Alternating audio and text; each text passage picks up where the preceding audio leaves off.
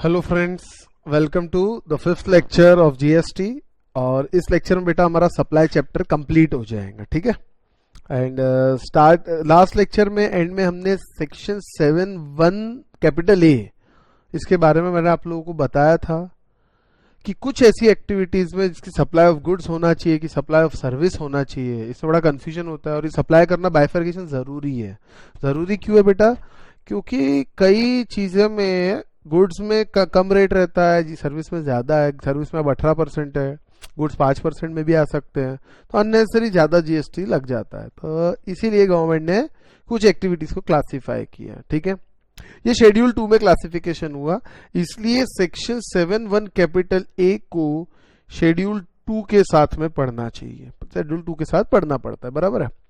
In activity को आपका मन कुछ भी बोले, सर ये गुड्स नहीं, ये सर्विस में क्यों गया, या ये गुड्स में क्यों गया, आपका मन कुछ भी बोले, उससे कोई मतलब नहीं है, ना कोई लेना देना है मुझे।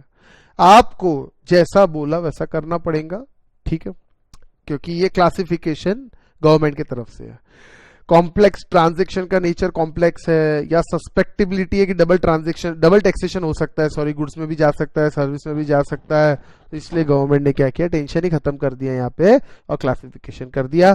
अब क्लासिफिकेशन करने के बाद पहली एंट्री है इसमें, पहली एक्टिविटी है, sorry, transfer.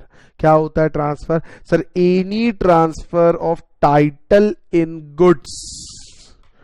Title in goods, ये मोबाइल है, ये क्या है, मोबाइल है, ठीक है।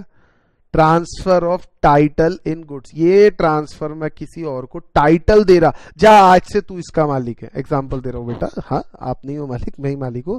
एग्जांपल, जा आज से तू इसका मालिक है, ठीक है। तो ये क्या होगा, सप्लाई ऑफ गुड्स। ये क्या होगा, supply of goods. Shivaji sells readymade shirts to his customer, example दिया। सेकेंड देखिए, any transfer of right in goods without transfer of title. मैंने ये आपको मोबाइल, ये पकड़ो, आपका नहीं है लेकिन 1 महीना यूज करने के लिए दिया, तो इसका आप मुझे कुछ रेंट दे रहे हो, बराबर है, मैंने आपको यूज करने दिया, आप उसका मुझे रेंट दे रहे हो। या कभी बेटा आप गोवा गए, गोवा में अगर आपको घूमना है तो रेंट से बाइक मिलती है, बराबर है। ट्रांसफर इन राइट, क्या राइट दिया, बाइक राइड करने का, बाइक राइड करने का राइट दिया, राइट RIGHT, हक दिया है आपको। क्या ट्रांसफर टाइटल भी ट्रांसफर कर दिया कि नहीं सर, बाइक का टाइटल ट्रांसफर नहीं हुआ विदाउट ट्रांसफर ऑफ टाइटल, तो ये आएगा सप्लाई ऑफ सर्विस, GST जेनिस। या एक अनडिवाइडेड शेयर वर्ड भी आ रहा है। अनडिवाइडेड शेयर बताओ क्या होता है। अनडिवाइडेड शेयर में जैसे कोई ऐसी चीज जिसमें कई लोगों का हक हो, उसको डिवाइड नहीं कर सकते। फॉर एग्जाम्पल, मैं कई बार एग्जाम्पल देता हूं इसका, आप देख सकते हैं, जैसे एक वाटर हीटर आपने खरीदा, मान लीजिए हॉस्टल में 3 लोग रहते हैं, सॉरी,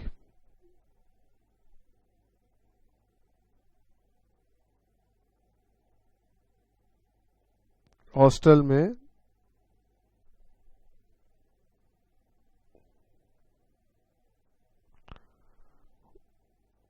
में 3 लोग रहते हैं, A, B, C, और ठंडी का समय तीनों ने मिलके कंट्रीब्यूट करके एक 450 रुपए का वाटर हीटर लिया, या 600 रुपए का वाटर हीटर लिया। तीनों ने कितना कंट्रीब्यूट किया, 200, 200, 200। अब ये मान लीजिए ये B है, ये हॉस्टल छोड़ के जा रहा है, B बोलता है मुझे मेरे 200 रुपए वापस करो, तो ये दोनों बोलते नहीं ऐसा नहीं होता, तो बोले फिर मैं वाटर हीटर ले जाऊंगा, बोले नहीं, हाथ लगा के दिखा, वाटर हीटर नहीं ले जा सकता। तो अब क्या है, ये जो वाटर हीटर है, ये वाटर हीटर मान लीजिए वाटर हीटर वाली डंडी है, इसके 3 टुकड़े कर सकते क्या, एक तेरा, एक तेरा, एक तेरा, नहीं कर सकते। अनडिवाइडेड, ये जो 200 रुपए B का शेयर है, ये अनडिवाइडेड शेयर है इस वाटर हीटर के अंदर। आई बात समझ में? अब इस वाटर हीटर का अभी कोई लेने को तैयार नहीं है, ठीक है। अब नया B जाता है और D नाम का एक आदमी आता है, A और C उसको बोलते, देख भाई पिछले वाले ने 200 रुपए कॉन्ट्रीब्यूट किए थे, तो तू 200 रुपए दे देगा तो ये वाटर हीटर तू यूज कर सकता है। और फिर जब ये 200 आ जाते तो ये 200 ये लोग B को वापस कर देते हैं, बराबर है। इसे कहते हैं undivided share in in contribution, जिसको आप बोल सकते हैं in property, undivided share in goods without transfer of title. आई बात समझ में। जिनिस equipment limited gives machinery on rent to Suhasi manufacturers, तो इसको सप्लाई ऑफ सर्विस कहा जाएगा। आई होप आपको समझ में आया। इसके अंदर आप ये भी लिख सकते हैं गोवा में बाइक राइडिंग है ना, गोवा में बाइक राइडिंग। इसका एक एग्जांपल आप और ले सकते हैं, नहीं इतना वैसे सफिशिएंट है, ठीक है, बाइक राइडिंग, ठीक है। हाँ एक चीज और है इसमें, ट्रांसफर, ध्यान देना जरा, इसको गुड्स माना जाता है। Any transfer of title in goods under an agreement which establish that property shall pass at future date upon payment of full consideration as agreed. पता है इसको क्या बोलते हैं? Hire purchase. आपको मालूम है लास्ट इंस्टॉलमेंट पे करने के बाद ओनर कौन हो जाता है? जो हायर परचेज करता है, बराबर है। तो इसको क्या बोलेंगे? टाइटल, इसको सप्लाई ऑफ गुड्स माना जाएगा। आई बात समझ में।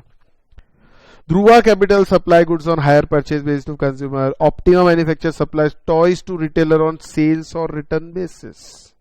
सेल्स और रिटर्न बेसिस मतलब ये आपको टॉयज दिए, ठीक है ना, तो आपको पसंद आए तो ठीक, नहीं तो वापस कर देना। बिका तो पैसे, नहीं बिका तो रिटर्न हो जाएगा।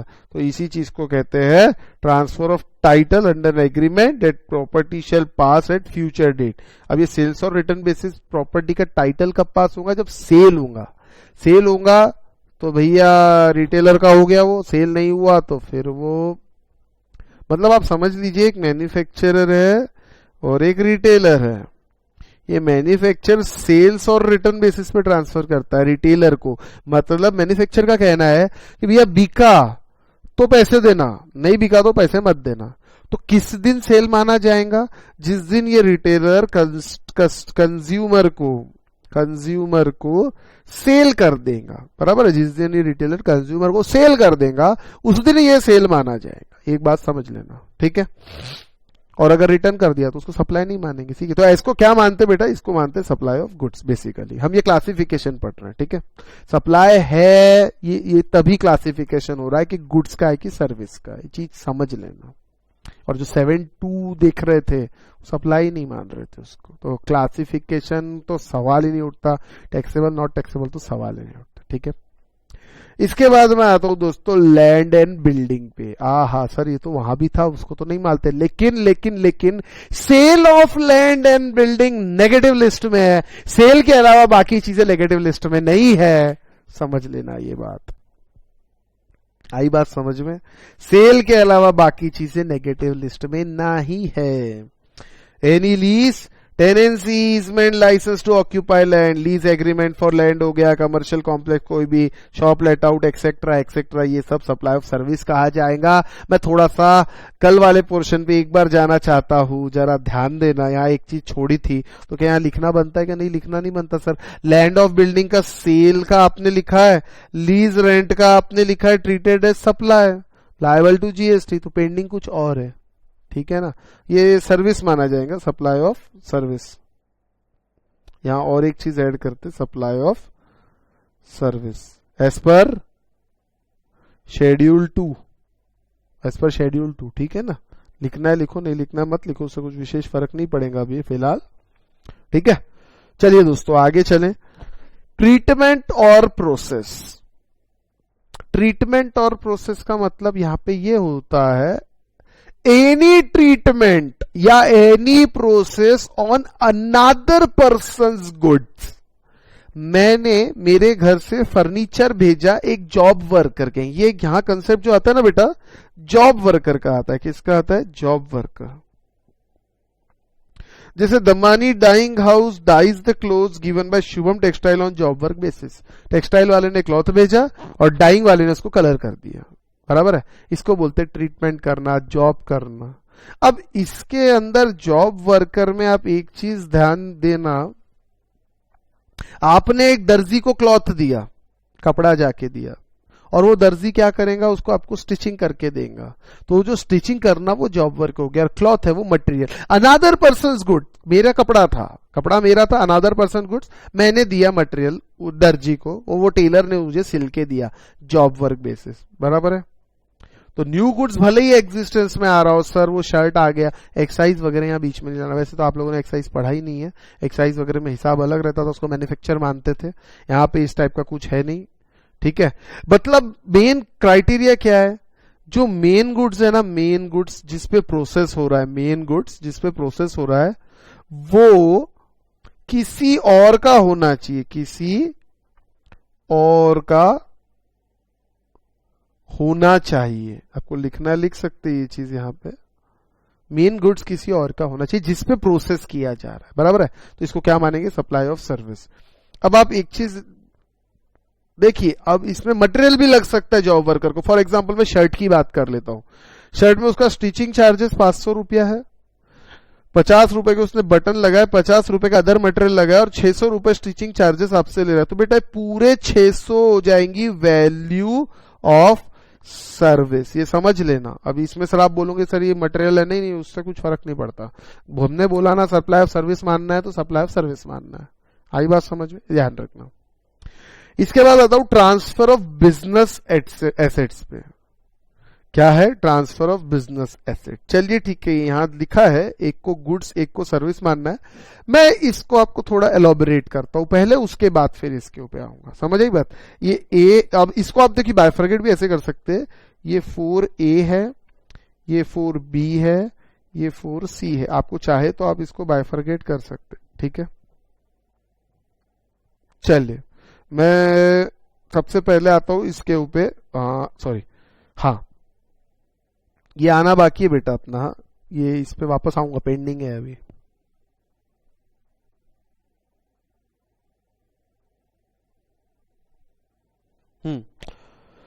तो इसमें ये fourth point, fourth clause transfer. अब देखिए ये मैं फोर्थ जो क्लॉज है, फोर्थ A एंड B दोनों आपको एक्सप्लेन कर देता हूं, ठीक है।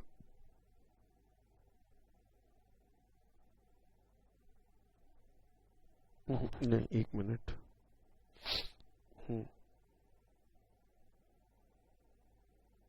ये बाइक का शोरूम है।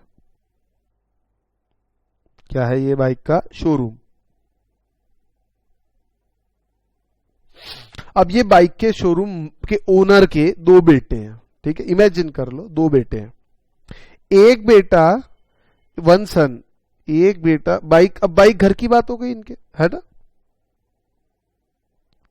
एक सन जो है ना वो नालायक है, बैड सन है, और एक सन जो है वो गुड सन है, पढ़ाई करता है बेचारा, मेहनत करता है, ठीक है। तो ये बाइक, अब ये दोनों को गाड़ी चाहिए, दोनों 11th में आ गए, ठीक है। अब पापा किसको बाइक दिलाएंगे बेटा, अच्छे बच्चे को पहले दिलाएंगे, क्योंकि उसको क्यों चाहिए गाड़ी, सर पढ़ाई क्लासेस जाने के लिए उसको बाइक चाहिए, तो उसको पापा बाइक दिला दिए।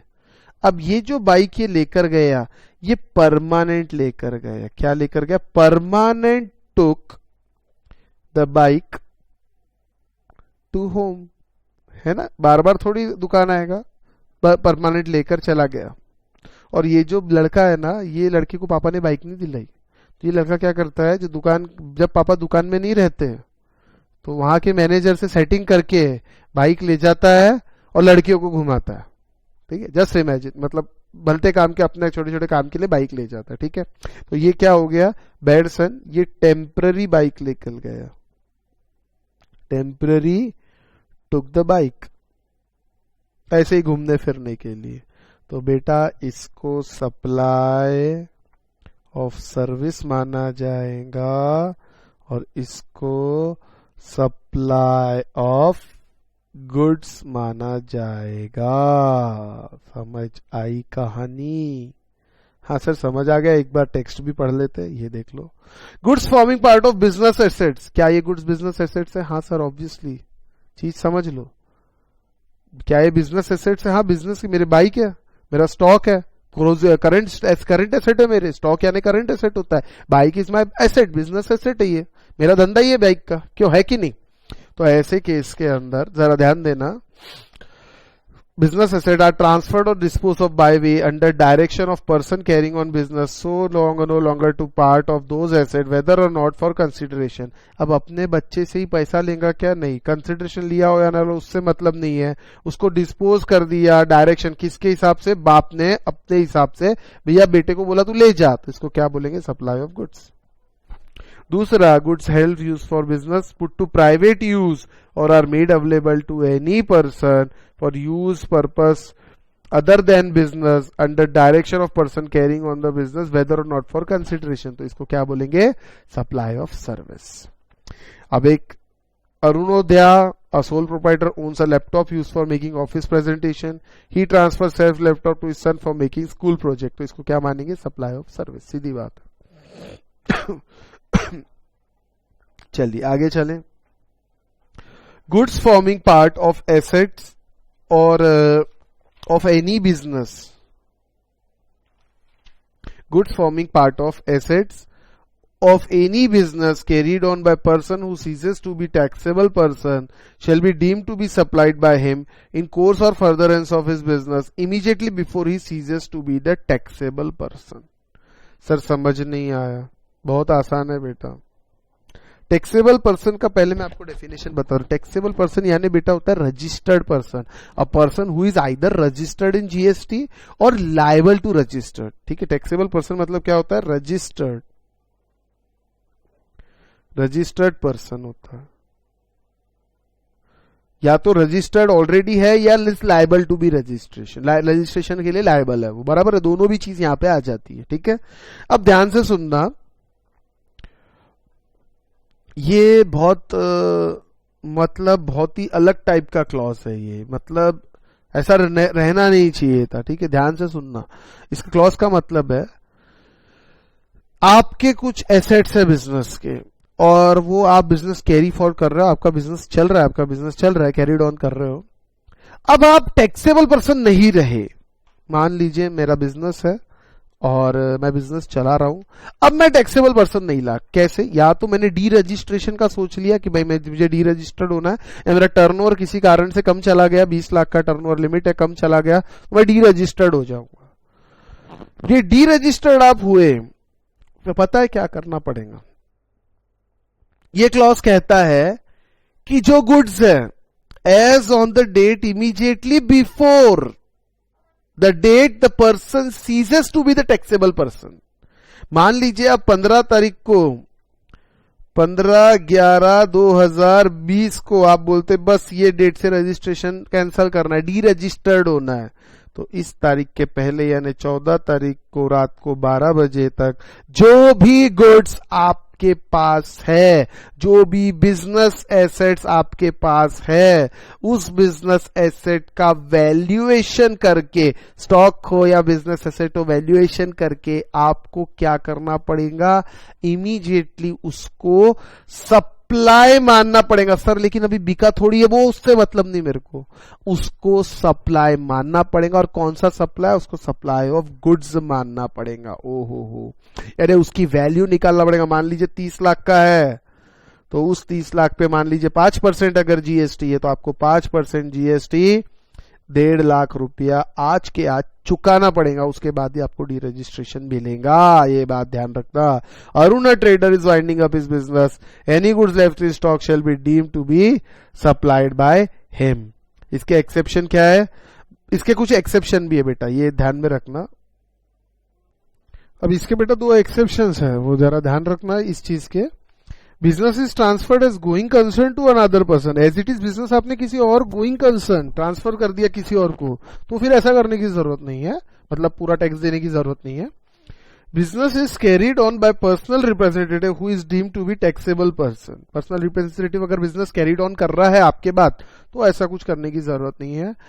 अब ये बात आती है कि एक सवाल जिसका क्लैरिफिकेशन आने का है, मैं अभी बता देता आपको कि सर ये जो स्टॉक था, अब हम तो डी रजिस्टर हो रहे हैं, बराबर है, डी रजिस्टर हो रहे हैं, आपने तो हमारे से पूरा टैक्स ले लिया अब भी के अब भी. अब टैक्स अब बिका नहीं है गुड्स. चीज समझ लेना. मान लीजिए मेरे पास 30 लाख का माल है, जैसे मैंने यहां पे बोला 30 लाख फिक्स्ड एसेट और करंट एसेट स्टॉक वगैरह सब आ गया उसके अंदर. इसमें 5% था जीएसटी, मैंने भर दिया 1.5 लाख रुपया. अब बाद में भरने के बाद अगर ये गुड्स बिकता है, कोई आता है खरीदने के लिए, भैया आप ये आपके फर्नीचर वगैरह ये दे दीजिए मुझे, कोई खरीदता है, तो उस केस में फिर से जीएसटी लगेगा क्या? इसके ऊपर कोई क्लैरिफिकेशन फिलहाल नहीं है, लेकिन मेरे हिसाब से नहीं लगना चाहिए, क्योंकि कारण है एक बार ऑलरेडी गवर्नमेंट को टैक्स दिया जा चुका है, तो मुझे लगता है फिर से जीएसटी लगने का कोई काम नहीं होना चाहिए। ठीक है, अब पता नहीं देखो क्या होता, फिलहाल कोई क्लैरिफिकेशन नहीं है इस चीज पे। ठीक है, अब ध्यान देना बेटा, फिफ्थ एंट्री नंबर फिफ्थ में 6 आइटम्स है। कितने आइटम्स है? 6 आइटम्स है टोटल, जिसको सबको सप्लाई ऑफ सर्विस माना गया। क्या माना गया? सप्लाई ऑफ सर्विस माना गया। अब इसमें क्या क्या आता है? सबसे पहला renting of immovable property. But sir immovable property तो अभी देखा था। नहीं बेटा, वो आपने लैंड और बिल्डिंग देखा था। मैंने आपको कहा था लैंड और बिल्डिंग इमूवेबल है, लेकिन उसके अलावा भी इमूवेबल प्रॉपर्टी हो सकती है, जैसे कमर्शियल कॉम्प्लेक्स है, आपका renting of precedence of religious place है।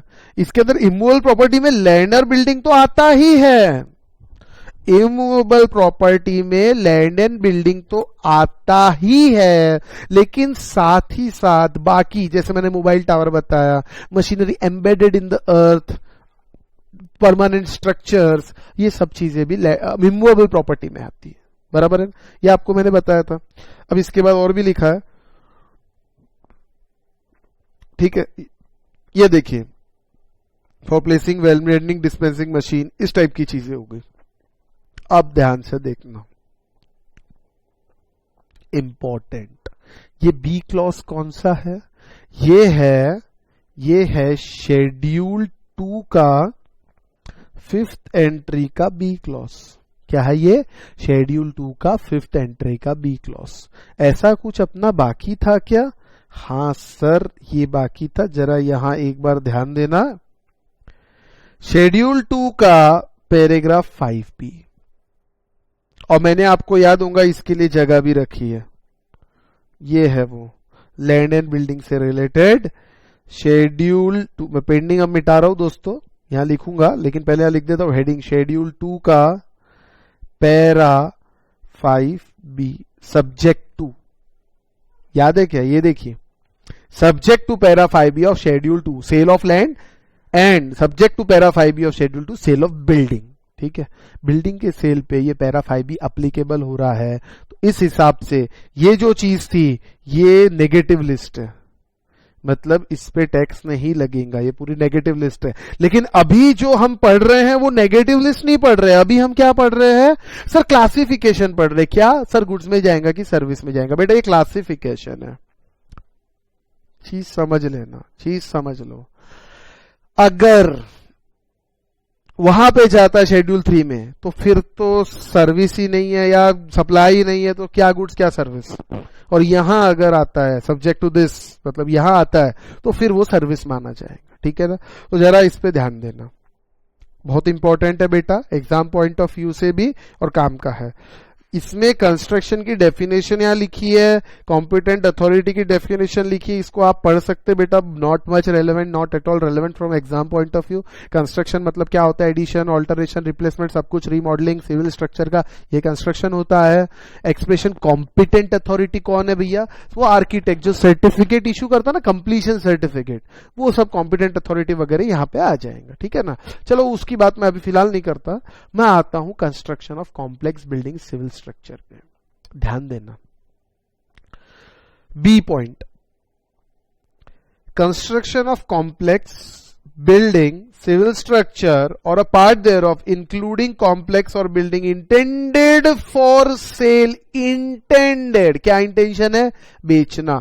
Intended for sale to a buyer wholly or partly, except where entire consideration have been received after issuance of completion certificate where required by the competent authority or after its first occupation, whichever is earlier। Sir कुछ समझ में नहीं आया, पता है, चले दिल में उतर के देखते हैं। ठीक है, थोड़ा सा शब्दों के परे जाएंगे, क्योंकि बिना शब्दों के परे समझ में नहीं आएगा। ठीक है, मैं वापस मिटा रहा हूं, ऐसा अज्यूम करो मैंने अभी तक पढ़ा ही नहीं। ठीक है, ध्यान दीजिए बेटा जरा, और फिर मैं वापस शब्दों पे आऊंगा, ठीक है। ये मैं अभी देख रहा हूं, ये 5B की बात कर रहा हूं, ठीक है। 5B की थोड़ी सी बात अभी हम करेंगे। ओके,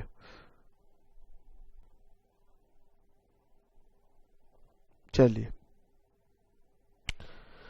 अब एक चीज समझ लेना, यहां पे बिल्डिंग की बात है, ठीक है। चलिए मैं एक बिल्डिंग बनाता हूं। बराबर नहीं बनी, रुको 2 मिनट। एक बिल्डिंग बनाएंगे बेटा, है ना।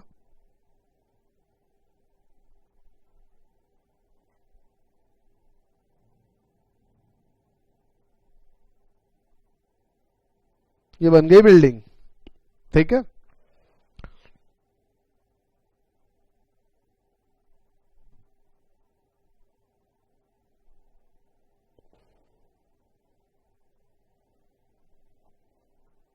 ये पता है कौन सी डेट है? ये है कंप्लीशन सर्टिफिकेट मिलने वाली डेट, ठीक है। इमेजिन करो,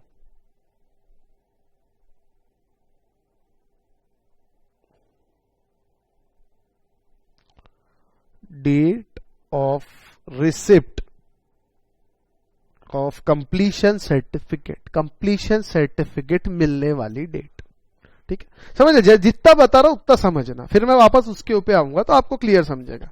अभी नहीं आ रहा, आराम से आएंगे, घाई किस बात की हमारे को, है ना। चलिए, मैं बिल्डर हूं, फ्लैट बना बना के बेचता हूं। ये बिल्डिंग है, ये क्या है? दिस इज बिल्डिंग, और इसमें फ्लैट्स है बहुत सारे। ये आपको डब्बे दिख रहे हैं ना बेटा, ये सब फ्लैट्स है, ठीक है। मैं फ्लैट्स बना बना के बेचता हूँ। रेडी, ये लो फ्लैट, खरीद लो, जिसको खरीदना है वो खरीद सकता है, ठीक है। ये बिल्डिंग बननी चालू है, कंप्लीशन सर्टिफिकेट इस डेट को मिलता है, जो भी डेट है, मैं डेट नहीं लिखूंगा।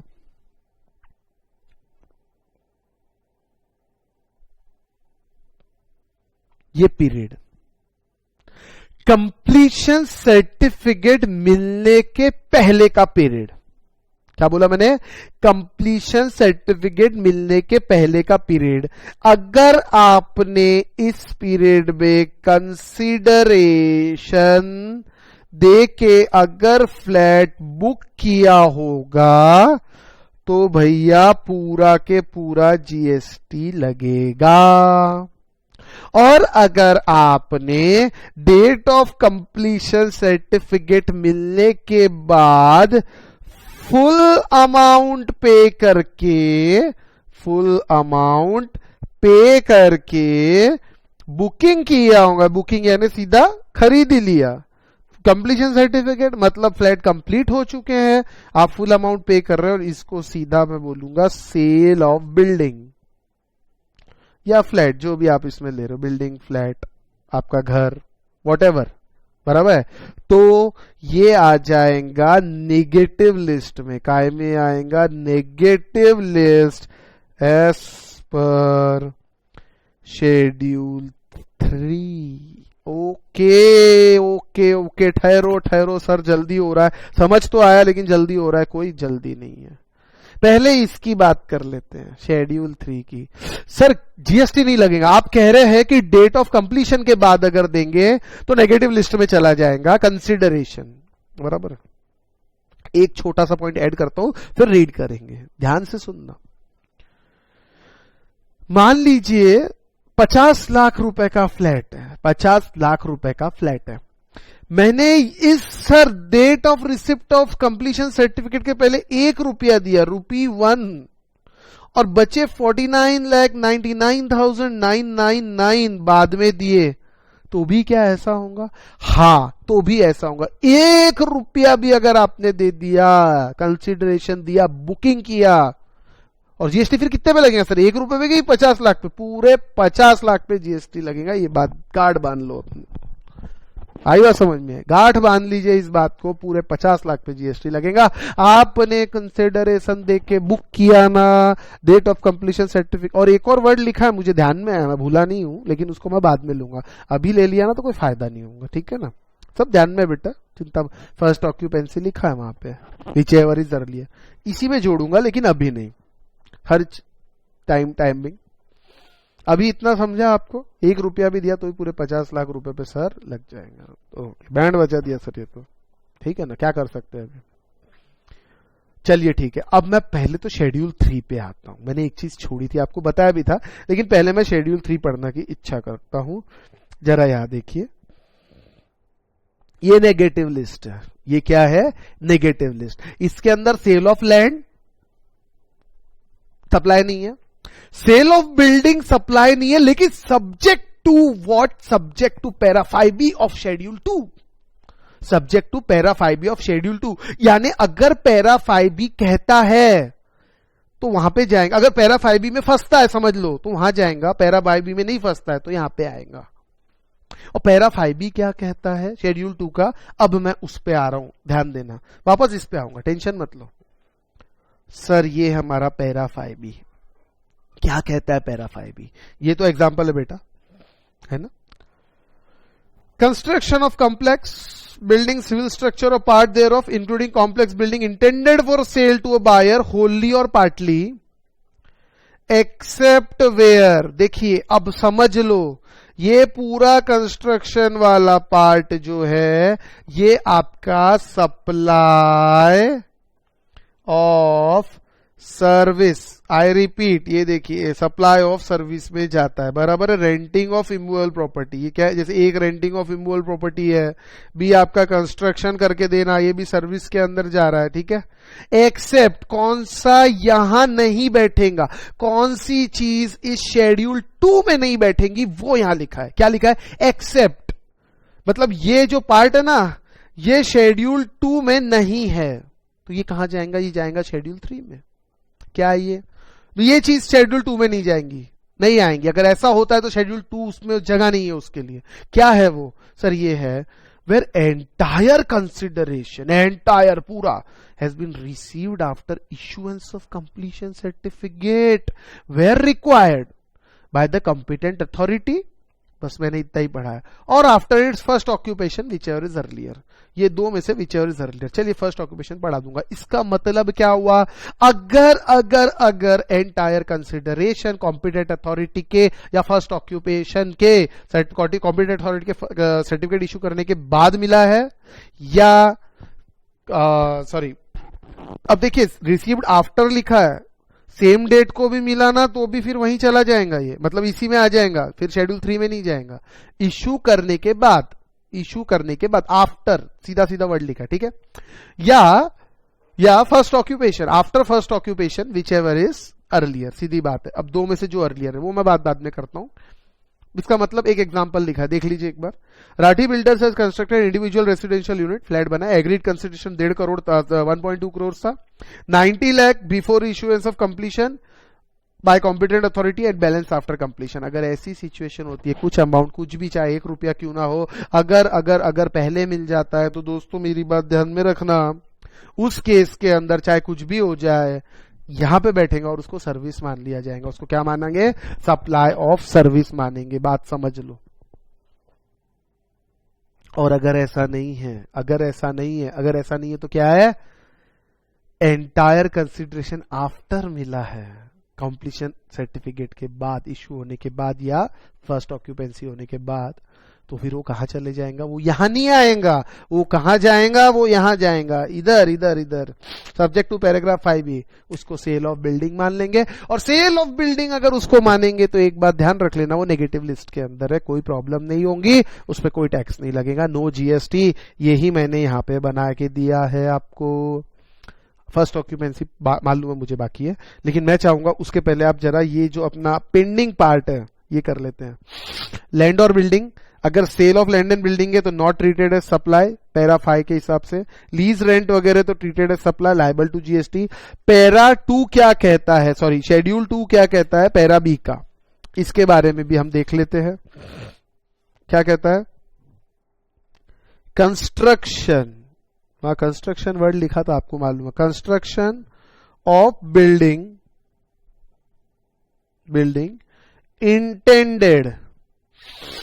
intended for sale in accordance with para 5B of schedule, नहीं intended for sale लिखने की जरूरत नहीं है, वैसे ऊपर लिख दिया हमने, ठीक है।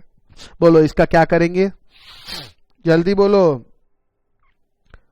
शेड्यूल 2 में बैठ रहा है तो क्या करेंगे, treated as supply, treated as supply, supply मानेंगे तो लायबल टू जीएसटी। समझ आई बात, लायबल हो जाएगा, जीएसटी लग जाएगा, सीधी सी बात है भैया। चलिए ये हमने कंप्लीट कर लिया यहाँ पे इस चीज को। हाँ, और एक सेकेंड, ये अपना हो गया, okay okay okay okay okay okay okay okay. हाँ, अब देखिए कंस्ट्रक्शन की डेफिनेशन दी है, कॉम्पिटेंट अथॉरिटी आपको बता दिया। इसके बाद लैंड बिल्डिंग के बारे में हो गया अपना। हाँ एक मिनट बेटा, तो छोटा तो नहीं, मैं वो देख रहा हूं। हाँ नहीं, अब आते हैं सी पॉइंट पे। टेम्पररी ट्रांसफर और परमिटिंग यूज और enjoyment of any intellectual property right, temporary transfer of patent, ये सब चीजें कुछ होती है तो बेटा इसको क्या मानेंगे, सर्विस माना जाएगा। या क्या लिखा है, टेम्पररी, क्या लिखा है, टेम्पररी ट्रांसफर। ठीक है, अब इसके बाद आता है ये देखिए परमिटिंग करना है use enjoyment of intellectual property. अब इसमें जैसे एक चीज और आती है, जैसे टेम्पररी ट्रांसफर ऑफ पेटेंट, कोई चीज का आपने पेटेंट ट्रांसफर किया टेम्पररीली, काय के लिए, यूज करने के लिए, तो उसको क्या मानेंगे बेटा, हम उसको सर्विस मानेंगे। ये सब चीजों को हम सर्विस, सप्लाई ऑफ सर्विस मान ली जाएंगे। इसमें जैसे क्या होता है, जैसे मैं मेरे को अपने नोट्स बनाने हैं, मान लीजिए मेरे नोट्स जो है वो जीएसटी के नोट्स है, वो कॉपीराइट है, मतलब मेरा इंटेलेक्चुअल प्रॉपर्टी राइट है, वो मैंने अपने मेहनत से बनाए हैं। ठीक है, अब उस नोट्स को मैं प्रिंटर को देता हूं प्रिंटिंग करने के लिए। अब वो प्रिंटर, देखिए इंटेलेक्चुअल प्रॉपर्टी राइट मैंने दिया, टेम्पररी ट्रांसफर किया उसको यूज करने के लिए। ठीक है, अब उसके साथ मैं उसके क्या कर रहा हूं, उसके साथ क्या हो रहा है, वो क्या करेगा, पेपर लेगा, इंक खरीदेगा, वो सब करके वो पूरा प्रॉपर तरीके से बनाएगा और नोट सीधा मुझे बुक देगा, सीधा बुक, बुक पे जीएसटी है, बुक सप्लाई ऑफ गुड्स है। लेकिन कैसे हुआ सर, टेम्पररी ट्रांसफर ऑफ, उसके अंदर कंटेंट मेन क्या, मेरी इंटेलेक्चुअल प्रॉपर्टी है ना, वो रेडी बुक नहीं है, वो रेडी बुक नहीं है। यदि वो रेडी बुक होती तो बात अलग हो जाती, आई बात समझ में, रेडी बुक होती तो फिर सप्लाई ऑफ गुड्स में आ जाता। ठीक है, इसको बेटा बाद में और एलोबोरेट करूंगा इस चीज को। ठीक है, उसके बाद आता है development, design, programming, customisation, upgradation, ये सब सॉफ्टवेयर का। तो बेटा देखिए अब ये जाता है सर्विस में। अब चीज समझ लो, अगर आपने अपने हिसाब से कस्टमाइज करवाया सॉफ्टवेयर तो वो तो सर्विस है ही, लेकिन अगर आपने बाजार से रेडी सॉफ्टवेयर लिया, जैसे क्विक हील आता है, टेली सॉफ्टवेयर आता है ना, ये रेडी सॉफ्टवेयर, ये आपके हिसाब से डिजाइन नहीं किए गए, ये ऑलरेडी ये है, तो इसको बोलेंगे सेल ऑफ गुड्स। ये गुड्स की डेफिनेशन में आएगा, सॉरी सप्लाई में तो आएंगे ही, सप्लाई ऑफ गुड्स में चला जाएगा। ठीक है, और लाइसेंस की वगैरह यूज करने दिया तो सप्लाई ऑफ सर्विस है। यानी प्री पैक सॉफ्टवेयर अगर बाजार से आप ले रहे हो तो वो क्या हो गया, वो हो गया सर मेरा supply of goods, Quick Heal, Tally, इस टाइप के। ठीक है, इसके बाद ये कुछ ना करने वाली बात है, कुछ ना करने की। देखिए agreeing to obligation, refrain from act or to tolerate an act situation to do or not to do. जैसे cable operator Sakharam has entered into agreement with cable operator Atmaram that Sakharam will not provide cable connection in specified area where Atmaram is providing connection. Non-compete agreement constitutes supply of service. बराबर है, तो भैया कुछ नहीं करने के भी refrain मतलब क्या होता है, देखिए यहां लिख लो, कुछ ना करना। कुछ ना करना भी करना ही होता ना, क्या किया, कुछ नहीं किया, बराबर है, कुछ ना करना भी करना होता, तो वो भी इसमें चला जाएगा। लेट डिलीवरी चार्जेस रिकम from supply for non fulfilment of contract within stipulated time. ठीक है, एग्रीइंग टू ऑब्लिगेशन हो गया ये। Notice pay recovered from employee for leaving the job before agreed period of notice leaving of job to tolerate an act और situation. ठीक है, तो ये सब बेटा सर्विस में क्लासिफाई किया जाएगा। Transfer of right to use any goods to person, machinery given और हायर, ये रिपीटेशन है, रिपीटेशन है, समझ लेना। पहले भी आया था ये हायर परचेज वाला, लेकिन अब ठीक है, गवर्नमेंट है अपनी, ठीक है ना। जीएसटी 2 साल का बच्चा है बेटा, 2-2.5 साल का बच्चा है, अभी नया नया है, ठीक है। अगेन फॉलोइंग कंपोजिट सप्लाईज, ये आ गया लास्ट, सेकेंड लास्ट सॉरी, इसमें 7 एंट्रीज थी टोटल, आपको मैंने बताया था, इसके टोटल 7 एंट्रीज है, ठीक है। अब इसमें सेकेंड लास्ट एंट्री पे मैं आता हूं, वर्क्स कॉन्ट्रैक्ट सर्विस। इसका रेफरेंस बहुत जगह है, ये बड़ा इंपॉर्टेंट है, ठीक है, इसको इंपॉर्टेंट मार्क करते हैं, वेरी इंपॉर्टेंट, रेफरेंस बहुत जगह है। वर्क्स कॉन्ट्रैक्ट में क्या होता है बेटा, इसमें विथ मटेरियल देते, आपने किसी को बुलाया काम पे, जैसे मैंने इलेक्ट्रिशियन को काम पे ले बुलाया, इलेक्ट्रिशियन को काम पे बुलाया, तो वो मुझे बताता ये वायर लाना पड़ेगा, ये लाना पड़ेगा सर, और ये मेरा फिटिंग चार्जेस हो जाएगा, बराबर है। मैं कहता हूं मुझे वो सब मत बता, तू एक काम कर, तू पर पॉइंट कितने पैसे लेगा वो बता, पर पॉइंट पर बटन पैसे मिलता है, उसमें फिटिंग चार्जेस मटेरियल सब तेरा, वो बोलता है 500 रुपए पर पॉइंट में चार्जेस लूंगा, उसमें मटेरियल वगैरह सब आ गया, ठीक है। अब ऐसे केस में नो डाउट मटेरियल डोमिनेंट है, ये चीज समझ लेना, यहां पे मटेरियल दिख रहा है, मटेरियल डोमिनेंट है, सब बराबर है, लेकिन इन एक्टिविटीज को गवर्नमेंट ने साफ साफ कंपोजिट, कुछ फॉलोइंग कंपोजिट सप्लाईज, उनको सप्लाई ऑफ सर्विस में डाला, ठीक है। चलिए देखते हैं इस चीज का थोड़ा सा, और ये आगे भी आएगा बेटा, ये थोड़ा आगे भी आएगा, तो इसमें 2 पार्ट है समझ लीजिए, एक वर्क्स कॉन्ट्रैक्ट सर्विस आएंगी, कंपोजिट। अब अगर आपको बताऊं मैं कंपोजिट में, तो बेटा उसमें कंपोजिट यानी एक तरह का मिक्सचर हो गया, चीज समझ लो मेरी बात, कंपोजिट सप्लाई वैसे हम पढ़ने वाले, उसमें ये और क्लियर होगा। मिक्सचर क्या है, इसमें गुड्स भी इन्वॉल्व है, इसमें सर्विस भी इन्वॉल्व है, मतलब कुछ गुड्स है कुछ सर्विस है, दोनों चीजें इसके अंदर इन्वॉल्व है, मेन बात ये है, ठीक है ना, इसीलिए इसको कंपोजिट कहा जाता है। एक मिक्स सप्लाईज और नाम की अलग चीज होती है, लेकिन वो अभी नहीं बताता हूँ, आगे आने वाला हूं मैं उसके ऊपर। अच्छा एक चीज रह गई, मुझे याद आ गया, okay sorry sorry sorry sorry, एक चीज रह गई बेटा यहाँ पे, ये जो मैं आपको पढ़ा रहा था ना, ये इसमें एक चीज रह गई है, ये फर्स्ट ऑक्यूपेशन पार्ट, ओ सॉरी फर्स्ट ऑक्यूपेशन पार्ट मैंने आपको बताया नहीं, चलिए ये पहले देख लेते हैं, वापस आऊंगा। फर्स्ट ऑक्यूपेशन क्या होता है, अब देखिए, रेरा एक्ट के बारे में तो आप लोगों ने सुना होगा। रेरा एक्ट में एक डेट, कॉन्ट्रैक्ट जब भी शुरू होता है, फ्लैट लोग बुक करते हैं, तो एक डेट देनी पड़ती है ओनर मतलब परचेसर्स को, कि भैया ये डेट के पहले फ्लैट कंप्लीट हो जाएगा, और अगर फिर भी नहीं होता है तो आपको उनको आने देना पड़ेगा, मतलब रहने, जैसा भी मान लो 10 फ्लैट कंप्लीट हुए तो उनको देना पड़ेगा। अब ये बिल्डिंग है, इसके अंदर ये पहला फ्लैट कंप्लीट होता है, बाकी कंप्लीट होने पे हैं, लेकिन अब मैंने बिल्डिंग आधी का कंप्लीशन सर्टिफिकेट नहीं मिली है, लेकिन मान लीजिए इस डेट को फर्स्ट ऑक्यूपेंसी हो गई, क्या हो गई, फर्स्ट ऑक्यूपेंसी, मतलब कोई आदमी रहने आ गया, रेरा की डेट चली गई थी, और फिर आपको फ्लैट मतलब बिल्डिंग बनाने वाले को, कॉन्ट्रैक्टर को फ्लैट देना ही पड़ा, फर्स्ट ऑक्यूपेंसी। अब आपके रूल के हिसाब से certificate issued by competent authority, ये डेट है, या first occupancy which ever is earlier, क्या बोला मैंने, विच एवर इज अर्लियर, दोनों में अर्लियर क्या है सर, ये डेट अर्लियर डेट है। अब अगर ये पैसे आपने यहां दिए होंगे तो कोई प्रॉब्लम नहीं है, एग्जेम्प्ट रहेगा, लेकिन अगर पैसे आपने यहां दिए होंगे तो फिर यहां चला जाएगा, इसको कहते हैं बेटा फर्स्ट ऑक्यूपेंसी, और कुछ नहीं, ठीक है। मैं वापस आता हूं अपने इस पे, हाँ तो इसको एक बार पढ़ लेते हैं, supply of works contract service, इसमें कंपोजिशन है, कंपोजिशन यानी मटेरियल भी है और लेबर एलिमेंट भी है, बराबर है। अब कैटरिंग वाले को आप बुलाते हो, मटेरियल बिल्डिंग वाला बांधने वाले को बुलाते हो, मान लीजिए आपको कंस्ट्रक्शन करवाना है, एक माला और चढ़ाना है बिल्डिंग पे, वो आता है कॉन्ट्रैक्टर, भैया ये सीमेंट ला दीजिए, ये मटेरियल ला दीजिए, मैं बांध देता हूँ, तो ऐसे में तो फिर गुड्स पे अलग हो जाता है, और सर्विस एलिमेंट पे सर्विस में सप्लाई ऑफ सर्विस माना जाएगा।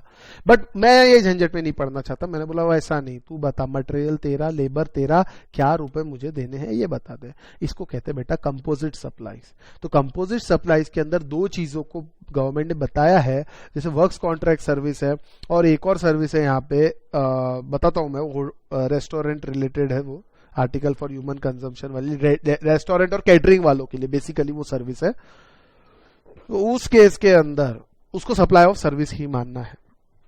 अब वर्क्स कॉन्ट्रैक्ट सर्विस में क्या आता है, वर्क्स कॉन्ट्रैक्ट मतलब contract for building construction, fabrication, completion मतलब देखिए फाइनल कंप्लीशन होता है, जैसे पेंट करना, टाइल्स लगाना etcetera, erection, installation, fitting out यानी जैसे इलेक्ट्रिशियन है ना, फिटिंग्स करने का काम, वो भी वर्क्स कॉन्ट्रैक्ट में, विथ मटेरियल मैंने उसको दे दिया।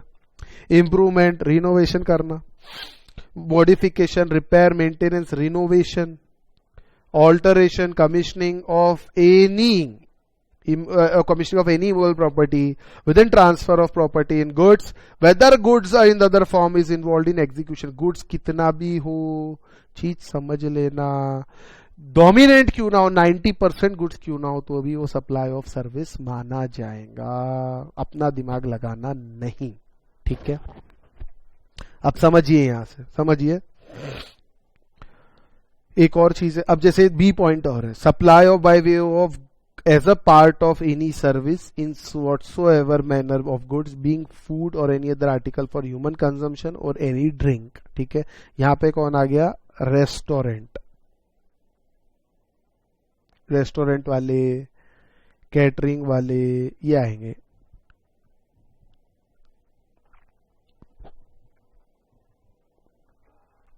यानी वर्क्स कॉन्ट्रैक्ट वाला और ये रेस्टोरेंट वगैरह वाला, कैटरिंग सर्विस, ये हमेशा सर्विस में आएंगे, बराबर है। ये तो ठीक है सर, ये समझ गए। अब मैं एक थोड़ा सा सोचना आपको सिखा रहा हूं, जरा ध्यान से सुनना मेरी बात। ये तो 2 केसेस यहाँ पे गवर्नमेंट ने डाले कंपोजिट, लेकिन बाकी में कंपोजिट बहुत रहते हैं, तो ये बेटा केस टू केस देखना पड़ता है, फैक्ट्स ऑफ द केस। अभी हम आगे कंपोजिट पढ़ने वाले, ये देखिए मैं आपको थोड़ा सा दिखा देता हूं। ये composite supply and mix supply के ऊपर सेक्शन 8 हमारा अलग से है, तो ये प्रिंसिपल टू प्रिंसिपल बेसिस आपको हर केस देखना पड़ता है, फैक्ट्स ऑफ द केस, ठीक है। बंडल, अब वो इसका सब बंडलिंग वगैरह का है पूरा, मैं आपको बताऊंगा। अब मेरी एक बात ध्यान से सुनिए, इसके बारे में आप मुझे बताइए, मैं जो अभी कहता हूं आपको ध्यान से सुनना बेटा। आप रेस्टोरेंट में गए, आपने कोका कोला ऑर्डर किया, 2 चीज है। रेस्टोरेंट में गए, कोका कोला की पैक बॉटल ली, पैसा दिया और बाहर निकल गए,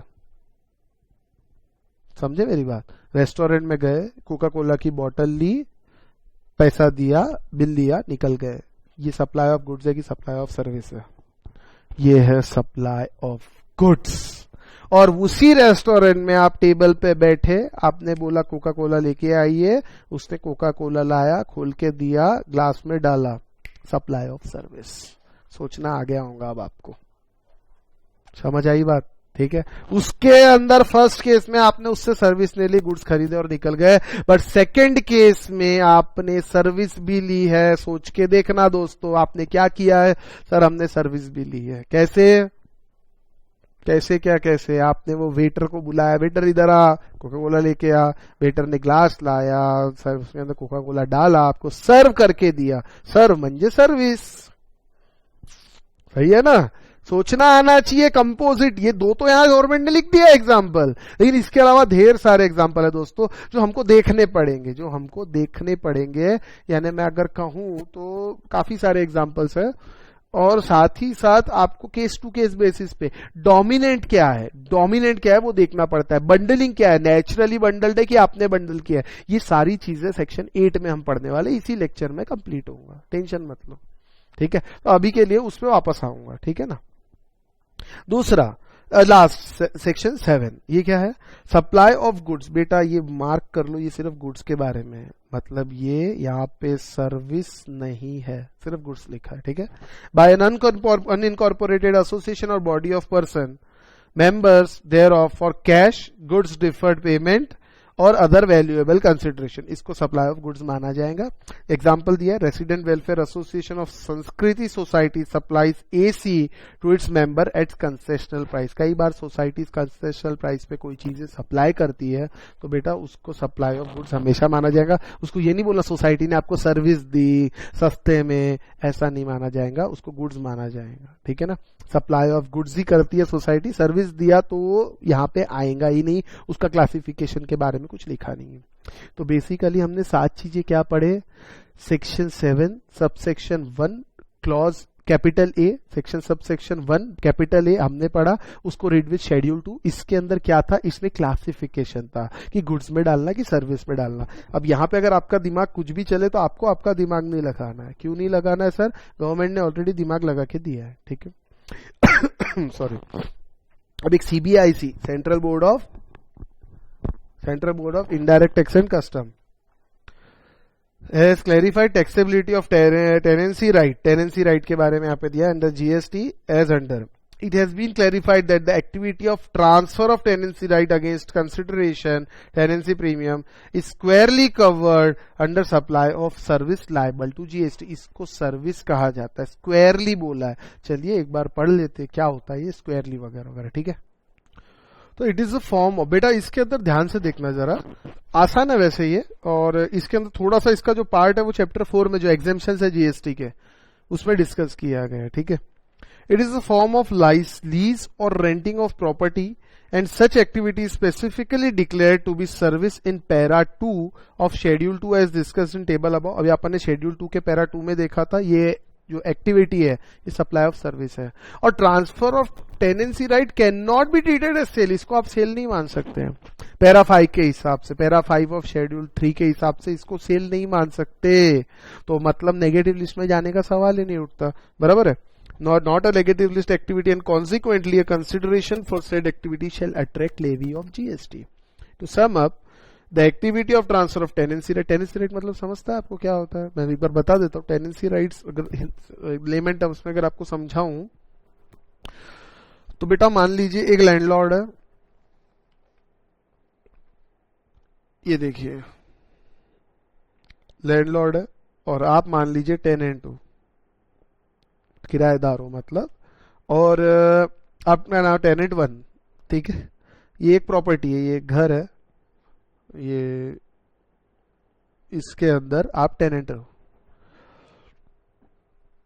अब आप घर खाली कराना बहुत टीडियस जॉब है, ठीक है। अब आप क्या करते हो, ये घर में 30 साल से रह रहे हो, 30 साल मतलब कितने भी, एक्चुअली टेनेंसी रूल राइट्स आने के लॉ अलग है, मैं उसकी बात नहीं कर रहा, लेकिन 30 साल से रह गए, अब आपके पास टेनेंसी राइट ऑटोमेटिकली आ गया। अब आप इतनी आसानी से घर खाली नहीं कर सकते, आप करोगे भी नहीं। और कई बार क्या होता है, लैंडलॉर्ड को टेनेंट को पैसे देने पड़ते हैं घर खाली करने के लिए, बराबर है, टेनेंसी राइट्स आ जाते हैं। अब वो क्या करता है, लैंडलॉर्ड से पास नहीं जाता, एक दूसरा टेनेंट है, टेनेंट 2, अब इसको यहां से घर से जाना है, ठीक है। वो क्या करता है, टेनेंट 1 टेनेंट 2 को ये घर का पोजीशन दे देता है और उससे टेनेंट 2 जो है इस टेनेंट 1 से टेनेंसी राइट लेता है। क्या बोलता है, टेनेंसी राइट्स, इसे कहते हैं टेनेंसी राइट्स, जिसको हम कई बार पगड़ी भी बोलते हैं, मतलब पगड़ी मतलब नॉर्मल कॉमन पैरलांस में इसको पगड़ी कहा जाता है, बराबर है, ठीक है। तो ये टेनेंसी राइट ट्रांसफर हुए तो भैया इसका क्या, तो इसको भैया सप्लाई ऑफ सर्विस तो है और एग्जेम्प्ट तो बिल्कुल नहीं है ये, ठीक है ना। तो इसीलिए it is squarely covered under scope of supply भी है और साथ में टैक्सेबल भी है। Transfer of tenancy right to new tenant against consideration in the form of tenancy premium is taxable.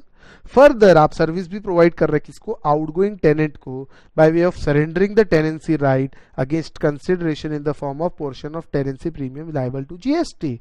ये तो सर्क्यूलर आया था, लेकिन it is important to note that grant of tenancy right in residential dwelling, residential building की बात है, for use as residential dwelling against tenancy premium or periodic rent or both is exempt from tax। ये entry 12 notification 12/2017 जैसे ही GST आया था उसी साल ये 12वां नोटिफिकेशन आ चुका था, बराबर है।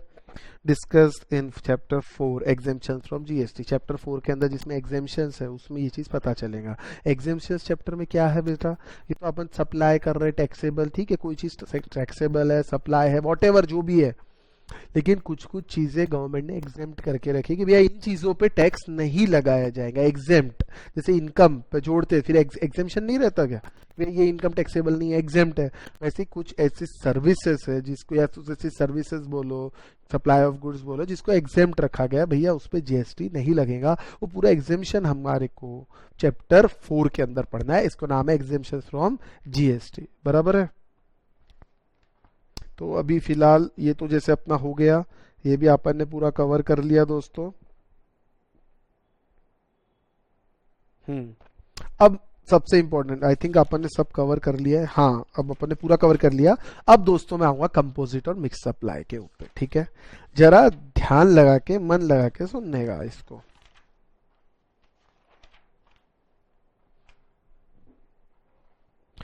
Composite and mix supply important है एग्जाम पॉइंट ऑफ व्यू से। मिक्स्ड सप्लाई चीज अलग है, कंपोजिट सप्लाई अलग चीज है, ठीक है। कंपोजिट सप्लाई, मिक्स सप्लाई, दोनों चीज अलग अलग है, ठीक है। सेक्शन 8 इस चीज को गवर्न करता है दोनों को। Section 8 tax liability on composite and mix supply. जो कंपोजिट सप्लाई वहां जैसे शेड्यूल 2 में जैसा लिखा है वो तो मानना ही पड़ेगा, सेक्शन 8 में कुछ और भी लिखा है। टैक्स लायबिलिटी ऑन कंपोजिट और mix supply shall be determined in the following manner. ध्यान से सुनना। कंपोजिट सप्लाई मतलब क्या? कंप्राइजिंग ऑफ 2 और मोर सप्लाईज। देखिए कंपोजिट यानी मिक्स, 2 या 2 से ज्यादा है तभी दिक्कत आएंगी, और वैसे ही मिक्स्ड में भी कंप्राइजिंग ऑफ 2 और मोर, ठीक है। एक रहेगा तो सीधा सीधा क्लासिफिकेशन हो जाएगा ना यार, काय के लिए प्रॉब्लम होगा कि इधर डालना कि इधर डालना, बराबर है। अब जैसे मैं बात करूंगा कैटरिंग की, कैटरिंग में गुड्स भी सप्लाई हो रहे हैं और सर्विस भी दी जा रही है, तो सर अब एक ही जैसे 500 रुपए पर प्लेट रेट तय हो गया, ठीक है। तो इसको 500 रुपए पर प्लेट को गुड्स में डालूं, सप्लाई की सर्विस में डालूं, बराबर है ना।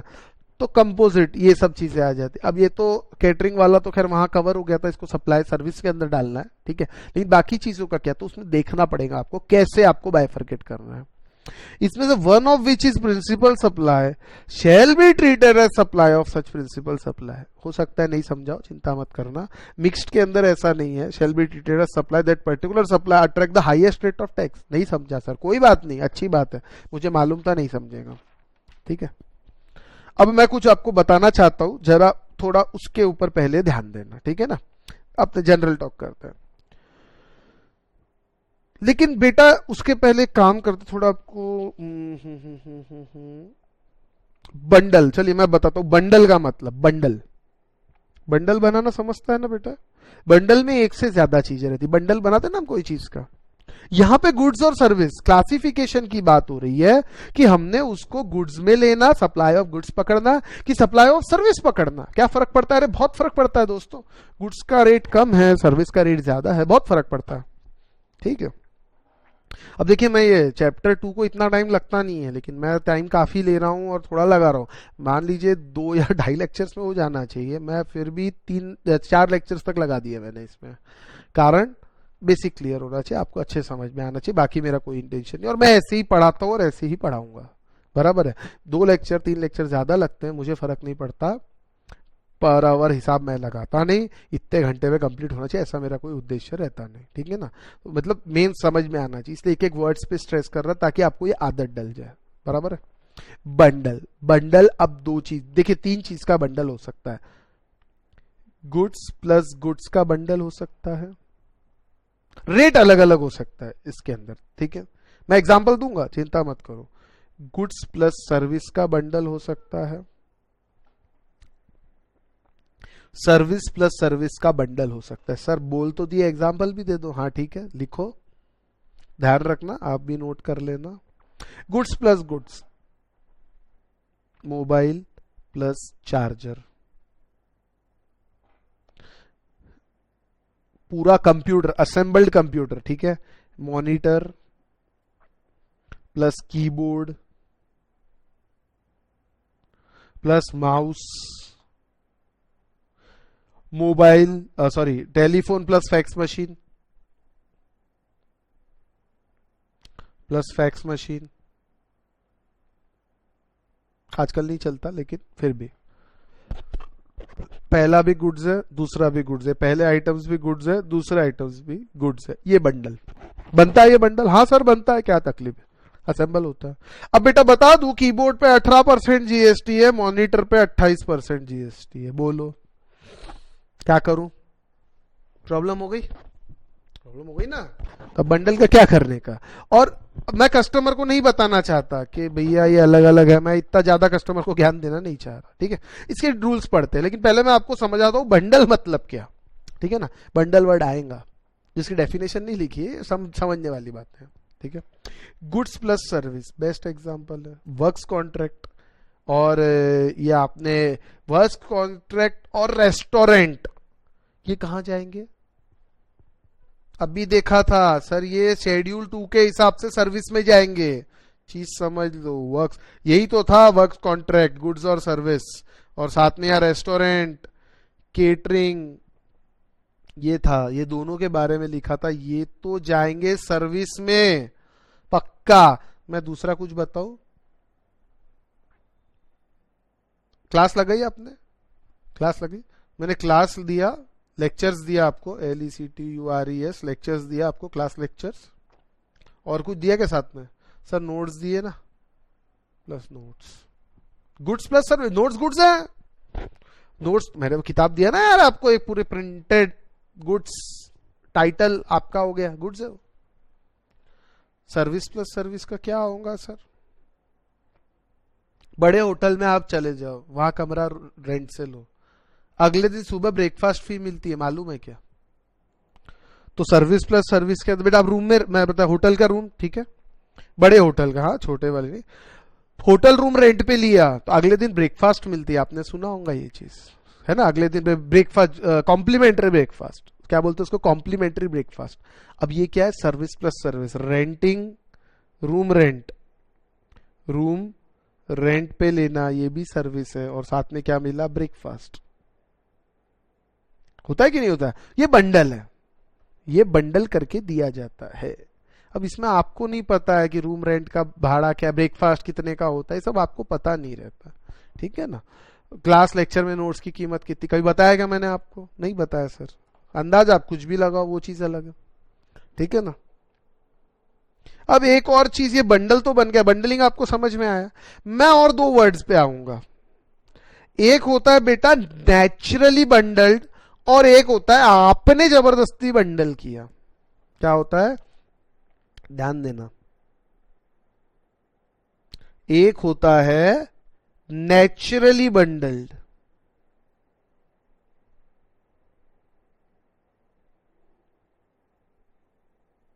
और एक होता है नॉट नेचुरली, आपने जबरदस्ती किया।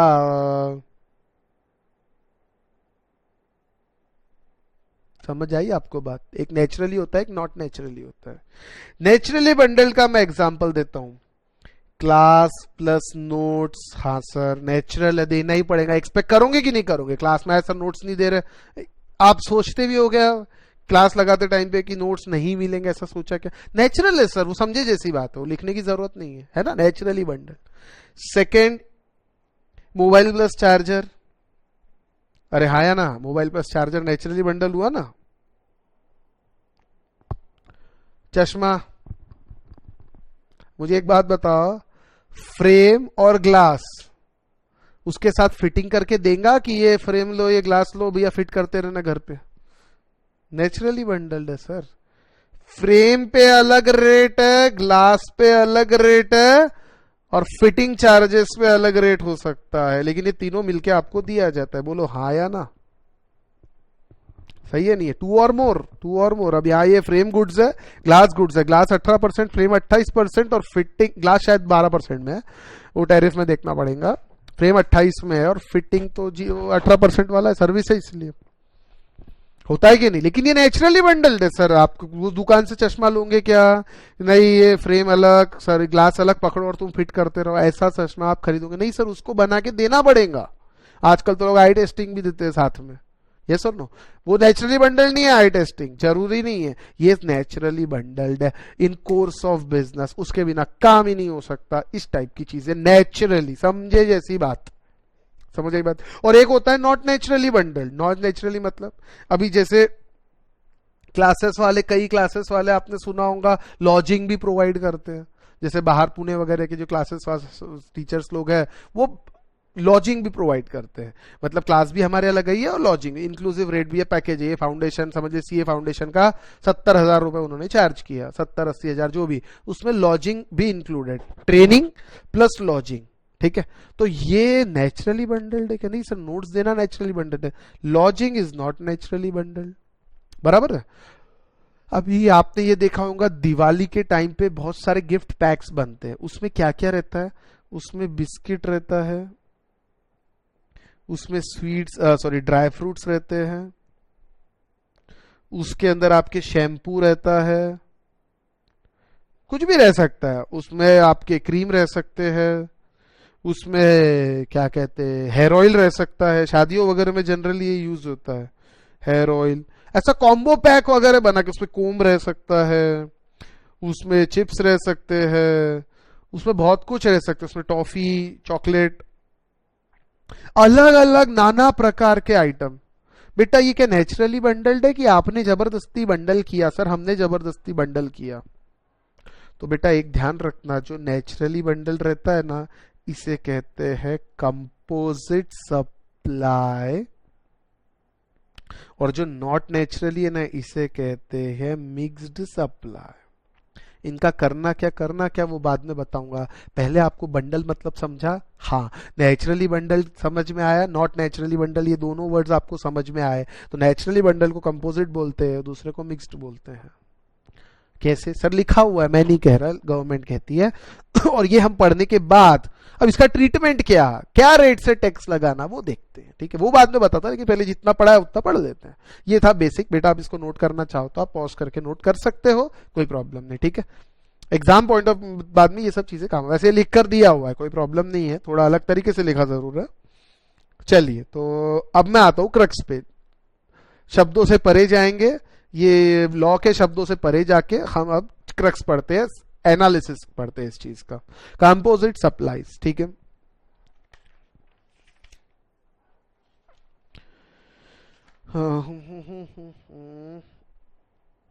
चलिए ध्यान देंगे।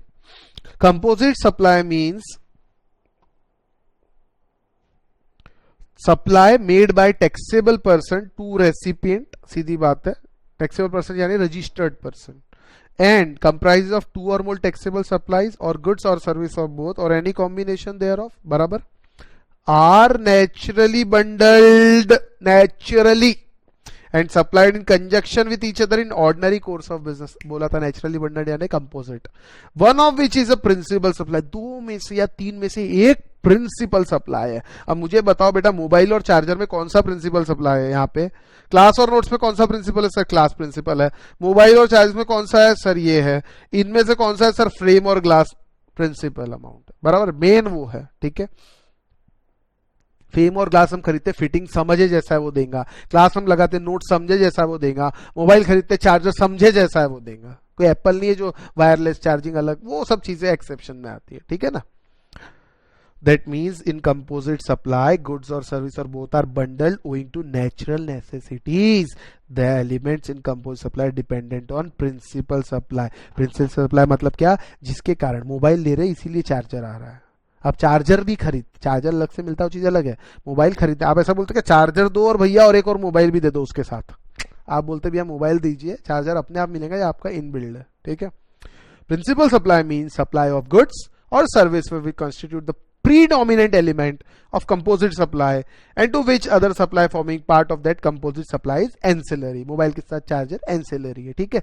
अब लेकिन यहाँ पे दो कंपोजिट ऐसी सप्लाई है जिसको सर्विस ऑलरेडी मान लिया गया, वर्क्स कॉन्ट्रैक्ट और रेस्टोरेंट कैटरिंग वाला जो मैंने आपको बताया, वो वहां पे शेड्यूल 2 के अंदर ही उसको कंपोजिट सॉरी शेड्यूल 2 में ही उसको सप्लाई ऑफ सर्विस मान लिया गया। अब यहाँ कंपोजिट में हम क्या पता कर रहे हैं कि सप्लाई ऑफ सर्विस रहेगा कि सप्लाई ऑफ गुड्स रहेगा? वी आर क्लासिफाइंग, ठीक है? How to determine the tax liability? अब टैक्स लायबिलिटी कैसे डिटरमाइन करना? जो भी प्रिंसिपल सप्लाई है दो में से, उस पे जो रेट है वो रेट लगा दो, सिंपल सा हिसाब है। Composite supply comprising of two or more supply, one of which is principal supply shall be treated as supply of such principal supply. Simple सी बात है। अभी ये यहां पे अपन ने देखा, अब इसके अंदर देखिए, क्लास पे जो रेट है वो लगेगा, मोबाइल पे जो रेट है वो लगेगा, फ्रेम और ग्लास पे जो रेट वो लगेगा। सर अलग अलग है तो बेटा फ्रेम का रेट लगा दो, जो हाइयर है वो लगा सकते हैं आप, ठीक है? अब या कभी फ्रेम कस्टमर देता है, ग्लास आपको बिठाना है, इस टाइप से, या दोनों पे अलग अलग भी रेट लगा सकते हैं। भैया फ्रेम इतने की, ग्लास इतने का, फिटिंग चार्जेस के बारे में कुछ नहीं, फ्रेम का अलग रेट रहेगा, ग्लास का अलग रेट रहेगा। कई बार नेचुरली बंडल्ड बोलते हैं इसको, बराबर है?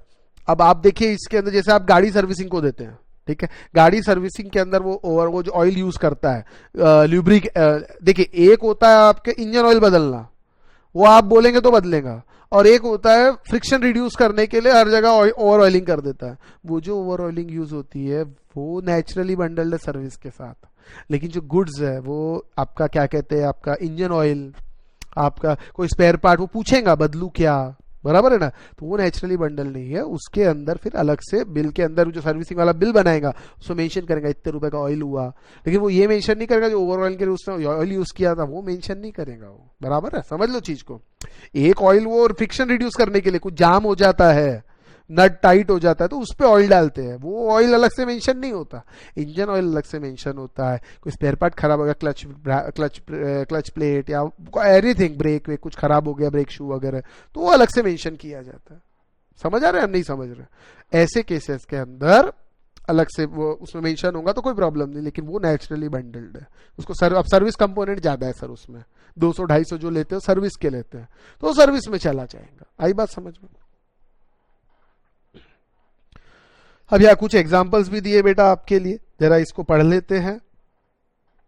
Works contract and restaurant are classic example of composite supply, बराबर है, लेकिन जीएसटी ने इसको क्या किया, इसको service are chargeable to specific rate, दोनों को सप्लाई ऑफ सर्विस मान लिया गया, वर्क्स कॉन्ट्रैक्ट और रेस्टोरेंट को। ये अपन ने देखा शेड्यूल 2 के अंदर, ठीक है।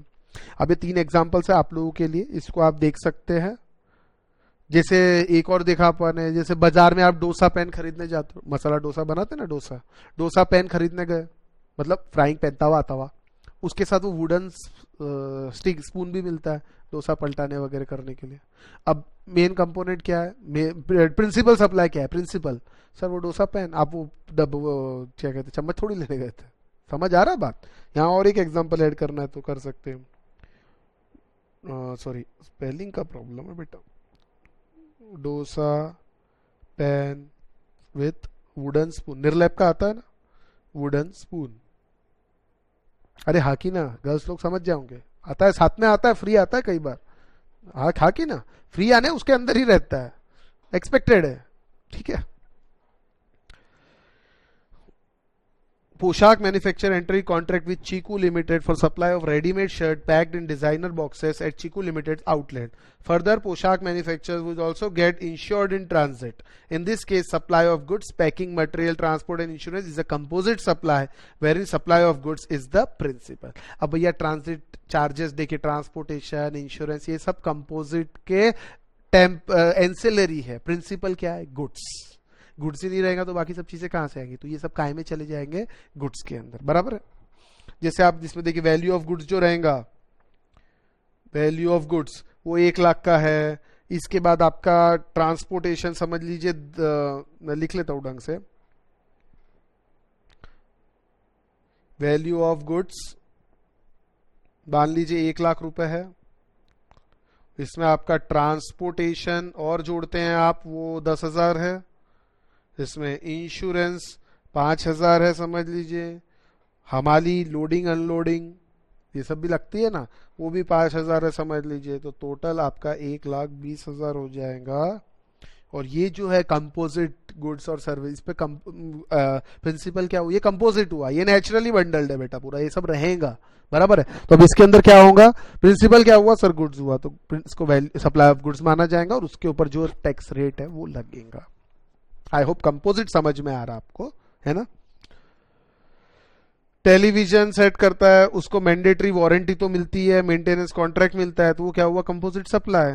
प्रिंसिपल सप्लाई क्या हुआ, टीवी लेगा तभी तो सर्विस मिलेगी ना, हाँ कि ना। टीवी के साथ रिमोट भी मिलता है, रिमोट पे भी अलग रेट है कि नहीं। Travel ticket from Mumbai Delhi में include service of food on board, free insurance, use of airport launch.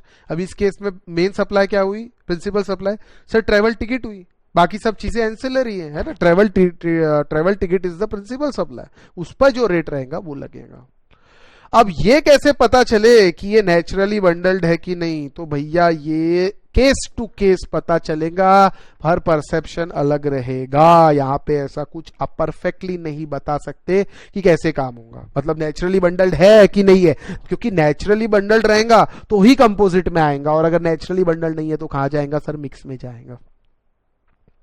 तो ये जानने का एक तरीका है, क्या बिना क्लास, जैसे example classroom classes plus notes, बिना नोट्स दिए आप आओगे क्या क्लास में, नहीं सर, सवाल ही नहीं उठता। तो दूसरी चीज दिए बिना प्रिंसिपल सप्लाई नहीं हो सकती, तो ये आप समझ सकते हैं कि भैया ये नेचुरली बंडल्ड है और ऑर्डिनरी कोर्स ऑफ बिजनेस के अंदर है। इसके बारे में लिखा है बहुत सारी चीजें। Whether service are bundled in ordinary course of business would depend upon the normal and frequent practice followed in the area of business to which such service relate। Class के साथ नोट्स लेना नॉर्मल है, class के साथ notes के साथ lodging boarding भी देना वो नॉर्मल नहीं है। आई बात समझ, तो वो नेचुरली बंडल नहीं, वो मिक्स सप्लाईज में जाएगा, क्लास प्लस लॉजिंग बोर्डिंग, चीज समझ लेना। और सभी क्लास वाले यही काम कर रहे हैं, सभी क्लास वाले, कल से नागपुर में भी शुरू हो जाता है, तो फिर समझ लेना वो नेचुरली बंडल में चला जाएगा। ये समझ लेना ऑर्डिनरी कोर्स ऑफ बिजनेस जिस एरिया को रिलेट करते हैं। Such normal and frequent practice adopted in business can be ascertain from several indicators which are listed below. ये कुछ इंडिकेटर्स है, ये आप सिर्फ समझ सकते हो। और यहाँ पे दोस्तों कुछ इलुस्ट्रेटिव लिस्ट दी हुई है, ये भी हम लोग चाहे तो देख सकते हैं, बराबर है ना।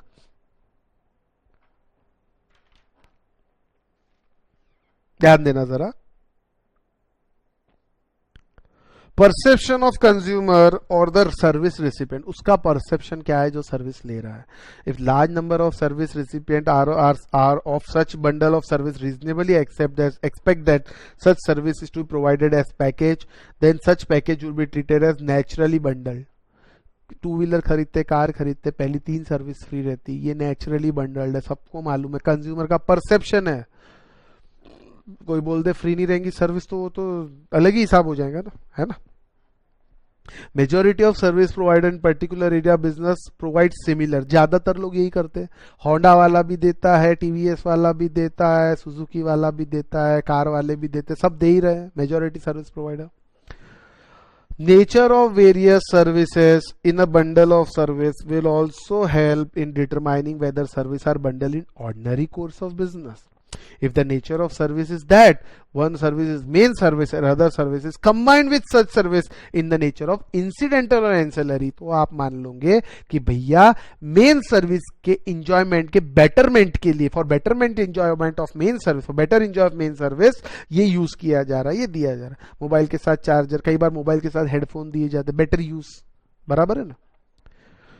फॉर एग्जाम्पल ये देखिए, stay in hotel combined with breakfast, ये मैंने आपको बताया था, ये नेचुरल है, ठीक है, ट्रीटेड एज, और ज्यादातर अच्छे रेस्टोरेंट ये काम करते हैं, तो इसको in ordinary course of bundle माना जाएगा। अदर इलुस्ट्रेशन दिया हुआ है, एडवर्टाइज पैकेज है, elements are not available separately, भैया ये लोगे तो ये मिलेगा, अलग अलग नहीं मिलेगा, उस टाइप की चीजें रहती है। जैसे कई बार होटल में जा रहे हैं आप, रात को ही निकलना है अपने को, भैया ब्रेकफास्ट के पैसे माइनस कर दे, ऐसा बोलोगे तो काम चलेगा क्या? तो ऐसा नहीं चलेगा भैया, आपको लेना करना है करो, नहीं करना है मत करो, लेकिन पैसे तो लगेंगे, इंक्लूडेड रहेगा। अभी कल आप मेरे पास आके बोलते सर नोट्स के पैसे माइनस कर दो ना, हमको नोट्स नहीं होना, तो क्या मैं कर दूंगा क्या? नहीं सर, ऐसा नहीं होगा, आपकी मर्जी, नोट्स लेना है लो, नहीं लेना मत लो, लेके रद्दी में दे दो, आपकी इच्छा। आई बात समझ में? ठीक है। अब एक इंस्टेंस दिया हुआ है यहाँ पे, servicing of car involve supply of both, मैंने अभी आपको बताया था बाइक सर्विसिंग के, supply of both goods and service labour and where the value of goods and service are shown separately. देखिए वो ऑयल मैंने बताया ओवर ऑयलिंग के लिए भी यूज कर रहा है, फ्रिक्शन रिड्यूस करने के लिए, तो वो तो सर्विस में आ गया, लेकिन कुछ पार्ट उसने अगर चेंज किया, गुड्स तो भैया गुड्स का अलग होता है, सर्विस का अलग होता है। कभी गाड़ी सर्विस कराओ ना तो उसका बिल देखना, गुड्स के ऊपर जीएसटी अलग लगता है, सर्विस के ऊपर एलिमेंट पे जीएसटी अलग लगता है, लेबर चार्जेस, ये सब चीजें अलग रहती है, क्लीनिंग वगैरह के चार्जेस उन पे जीएसटी लगता है, बराबर है, बाइफरगेट करना पड़ता है उस चीज को। लेकिन सर्विस देते अब जैसे मान लीजिए क्लीनिंग सर्विस में क्या क्या यूज करते हैं आपको बताऊं, पानी मारते हैं, पानी जा रहा उनका, दूसरा एक वो लिक्विड रहता है, वो लिक्विड से पूरी उसको पोंछते हैं, तो वो जो लिक्विड एक बॉटल पूरी एक कार में चली जाती है, ग्रीस लगाते हैं काफी सारा जगह जगह पे, तो ये गुड्स यूज हो रहे हैं, लेकिन वो जो 300-400 रुपए उस चीज के लेते क्लीनिंग एक्सपेंस, वो सर्विस में आएगा क्योंकि वो नेचुरली बंडल्ड है। अब आपने गाड़ी सर्विस कराई 300 रुपए तो उसका चार्जेस है ही है, लेकिन साथ में 200 रुपए का कोई पार्ट गया, खराब हो गया, तो वो आपको फिर क्या होगा पता है, 300 रुपए पे जीएसटी एज अ सर्विस लगेगा, 200 रुपए पे एज अ गुड्स लगेगा। आई बात समझ में? कुछ एग्जांपल्स दिए हैं। अब देखिए इसके अंदर प्रिंसिपल सप्लाई, अब ये मैं आपको बता देता हूं, इसमें पहले है क्या, कौन सी एक्टिविटी की ये बात कर रहा है, आप सिर्फ ये देख लीजिए, बाकी मैं आपको समझा दूंगा, ठीक है।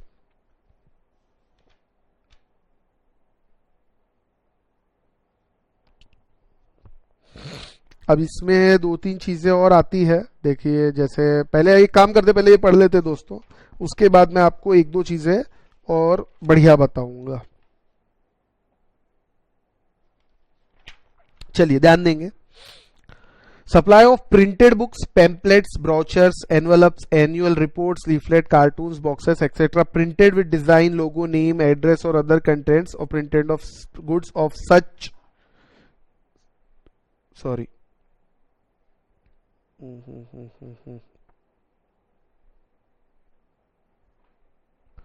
ध्यान देना।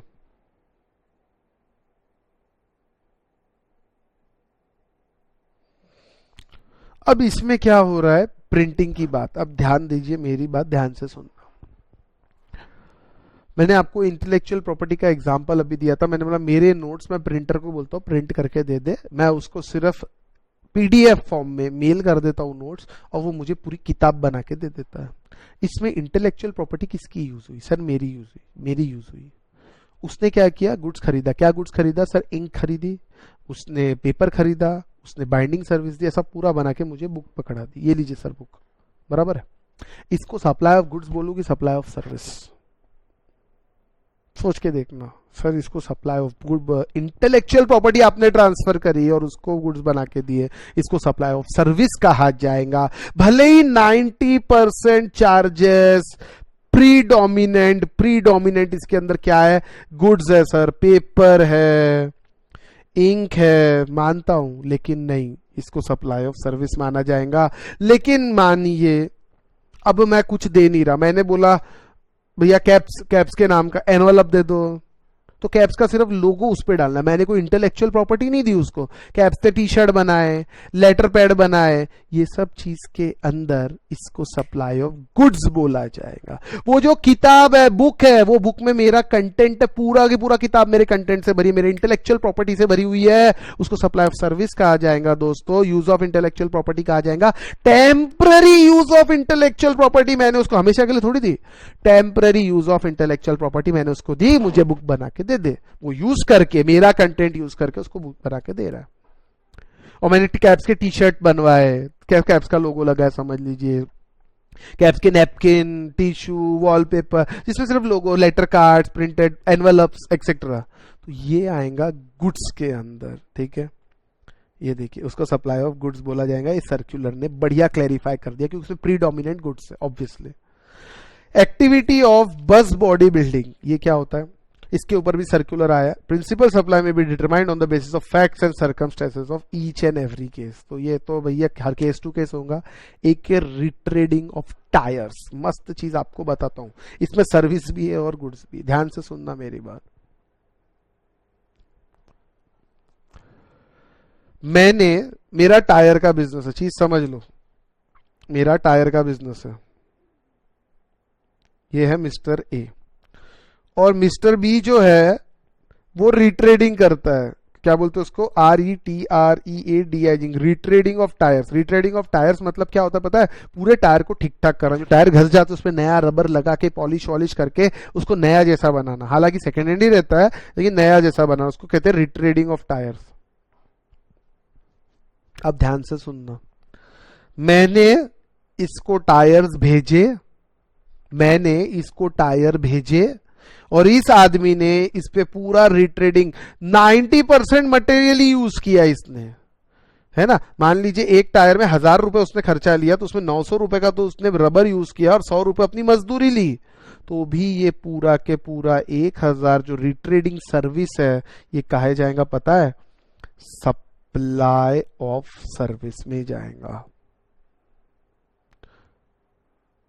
अब ये सप्लायर, ये इसने वापस ये टायर आ गया इसके पास और इसने सी नाम के आदमी को ये रिट्रेडेड टायर्स सेल कर दिया। इसने कोई प्रोसेस किया नहीं सर, इसने कुछ नहीं किया, इसने as it is tyre sale कर दिए, रिट्रेडेड टायर सी को, इसको बोलेंगे supply of goods.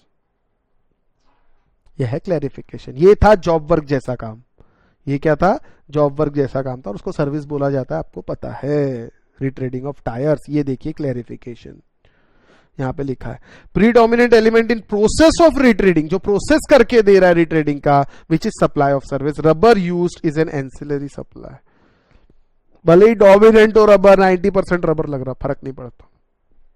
Supply of retreading tyres where old tyre belong to the supplier, उसको बोलते हैं सप्लाई ऑफ गुड्स। आई बात समझ में? ये सर्कुलर ये कहता है, ठीक है।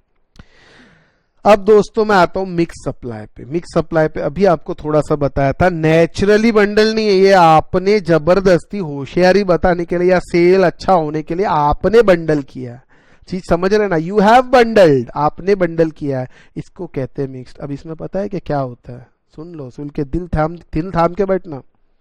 बिस्किट पे मान लो 5% जीएसटी, ड्राई फ्रूट पे 5% है, शैम्पू पे 28% है, क्रीम पे 12% है, हेयर ऑयल पे 12% है, कोम पे 12% है, चिप्स पे 5% है, चॉकलेट पे 5% है। और ये शैम्पू का सिर्फ ₹1 का पाउच आपने इसमें डाला है। कितने का? ₹1 का पाउच। अब पता है क्या होगा?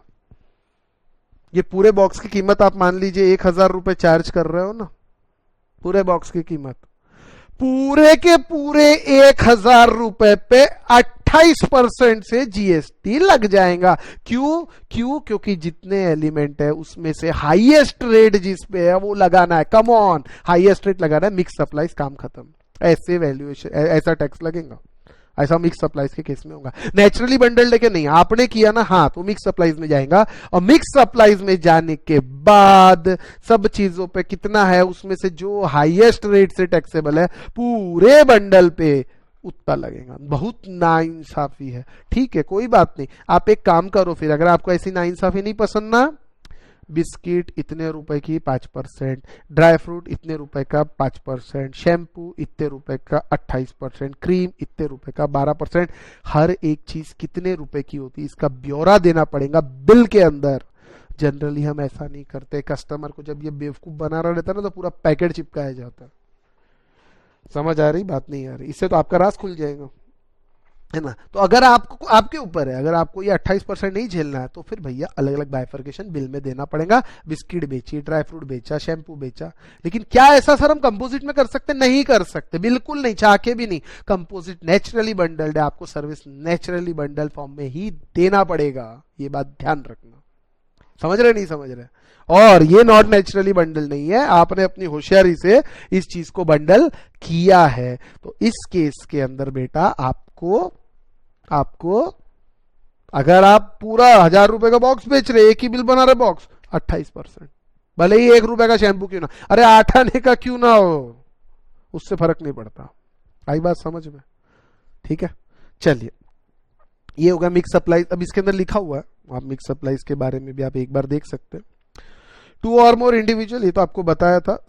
फॉर अ सिंगल प्राइस अगर आप बेचते हो, it does not constitute composite supply, these are not naturally bundled, ये भी आपको मैंने पढ़ा दिया। How to determine for particular supply mix supply, ordinary course के अंदर नहीं रहती है ये। फर्स्ट रिक्विजिट, ये कंपोजिट नहीं है। सबसे पहला मिक्स्ड कब देखा जाएगा, ये कंपोजिट नहीं है, नॉट अ कंपोजिट, ठीक है। First requisite rule out that supply is a composite supply, composite नहीं है।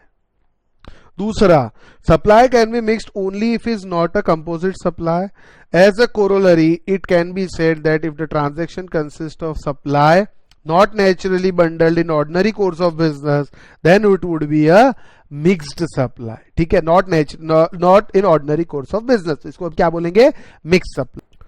इसके बाद आता है once the amendability of transaction is a composite supply is ruled out, अगर ये पता चल जाता है composite है, it would be a mixed supply classified in terms of supply of goods or service attracting highest rate of tax।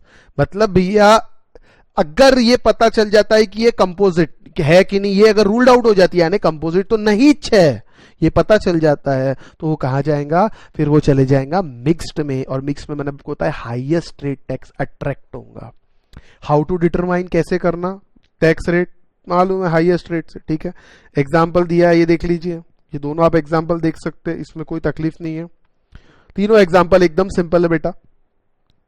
Supply of package consisting of canned foods, sweets, chocolates, cakes, dry fruit, aerated drink, and fruit juices, when supplied a single price, it's a mixed supply. Each of these items can be supplied separately and not dependent on each other. It shall not be mixed supply if these items are supplied separately. अगर आप अलग अलग करते तो obviously वो mix नहीं रहेगा. ठीक है. Shopkeeper selling water bottles along with refrigerator. Bottles and refrigerator can be easy priced and sold independently and are not naturally bundled. So supplies are mixed supply. Highest rate जो रहेगा वो लगेगा.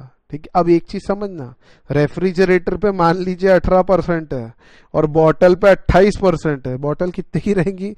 100 रुपए की बॉटल रहेंगी. और रेफ्रिजरेटर कितने का? हजारों रुपए का. तो पूरे इस पे 28% टैक्स लग जाएगा. ठीक है. हालांकि ऐसी बेवकूफी सर कौन करेगा मालूम है, कोई नहीं करेगा, लेकिन एक बता रहा हूं, रूल तो यही है, लॉ यही कहता है. ठीक है. चलिए. House is given on rent through single rent deed. One floor of which is used as residence and another is used for printing press at a lump sum rent amount. Such renting of two different press are not naturally bundled in ordinary course of business. Said is a mixed supply. अब ये diagram important है. Supply है कि नहीं ये आपके लिए मैं छोड़ता हूं बेटा, आप इंस्टीट्यूट के मॉड्यूल में था, बहुत अच्छा डायग्राम है, तो ये आप इसको आप देख सकते हैं, स्टडी करिए, उसके बाद आप ये डायग्राम इजीली देखिए, आपको समझ में आएगा. कंपोजिट और मिक्स का एक डिफरेंस बिटवीन भी यहां पे दिया हुआ, ये भी आप लोगों को देखना है.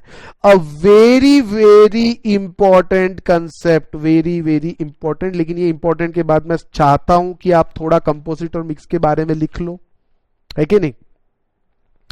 एक चार्ट बना लेते हैं बेटा, जीएसटी में चार्ट हेल्पफुल रहते हैं, तो नोट करिए.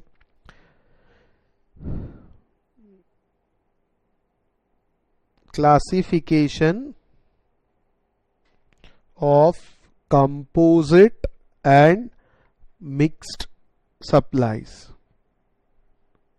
ठीक है. अच्छा, बंडल कैसे बनेगा आपको बताया था बेटा. बंडल कैसा बनता है ये देख लो. Bundle goods plus service, service plus service और गुड्स प्लस गुड्स, तीनों का बंडल बन सकता है. यहां पे भी वैसे ही goods plus service, service plus service और सॉरी गुड्स प्लस गुड्स, तीनों का बंडल बन सकता है. ये बंडल कैसे भी बन सकते हैं, ये आपको मैं बता चुका हूं. अब दो चीज है बेटा, अगर कंपोजिट है, अगर ये कंपोजिट है तो क्या होगा, और ये अगर मिक्स्ड है तो क्या होगा. तो देख लो, चीज समझ लो. कंपोजिट है तो सिंपल है, entire bundle, entire bundle is entire bundle is अब इसको क्या करेंगे, इस क्लासिफाइबल. ठीक है. कैसे? इस क्लासिफाइबल in principle supply.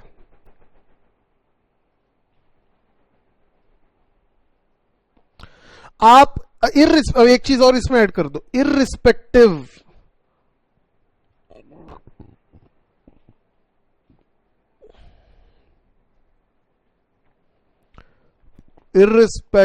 of the fact that value of each supply is mentioned separately or not in the invoice. यानी आप अलग अलग वैल्यू लिखो नहीं लिखो उससे मतलब नहीं, भैया एंटायर बंडल एक हिसाब से क्लासिफाई होगा, वो भी कौन से, प्रिंसिपल सप्लाई, जो भी इसमें प्रिंसिपल है उस हिसाब से क्लासिफाई किया जाएगा. ठीक है. Each value of each supply is mentioned separately और नॉट इन द इनवॉइस. उससे एग्जाम्पल आप देख चुके हैं. अब मिक्स्ड में देखना बेटा, दो चीज है. अगर आप पूरा बंडल सिंगल प्राइस में दे रहे हो, एंटायर बंडल सिंगल प्राइस, या फिर डिफरेंट डिफरेंट सिंगल प्राइस में देंगे तो वही हाईएस्ट रेट लगेगा, आपको बताया. और ऐसा नहीं है तो भैया इंडिविजुअल, उसको सब गुड्स को डिफरेंट डिफरेंट को इंडिविजुअल सप्लाई माना जाएगा, सप्लाईज माना जाएगा, और डिफरेंट रेट्स लगेंगे। ऐसा आप क्लासिफाई कर सकते हैं इसको, ठीक है ना। चलिए, तो यहां पे आई थिंक हमारा कंप्लीट। हाँ, एक इंपॉर्टेंट चीज है, ये भी क्वेश्चन बेटा एक्सपेक्टेड है एग्जाम में, क्वेश्चंस एक्सपेक्टेड है, इस पे क्वेश्चंस आने के बहुत चांसेस है, ठीक है। अब ये क्या है मैं आपको बता देता हूं कि आपने दान दिया 5 लाख 10 लाख का, कोई संस्था में दान दिया, कमरा बनवा दिया है, कुछ भी आपने दान दिया, अब वो कई बार उस पे लिखते हैं सो एंड सो आदमी की तरफ से सप्रेम भेंट, आपका नाम लगा देंगे डोनर का, एक प्लेट बना के नेम प्लेट पे डोनर का नाम लगा देते, चैरिटेबल ऑर्गेनाइजेशन। तो भैया इसका क्या, क्या ये अपने बिजनेस के लिए क्या क्या इसको सप्लाई मानेंगे, सप्लाई मानेंगे क्या? तो इस पे क्लैरिफिकेशन आया, इसको सप्लाई नहीं माना जाएगा, ठीक है।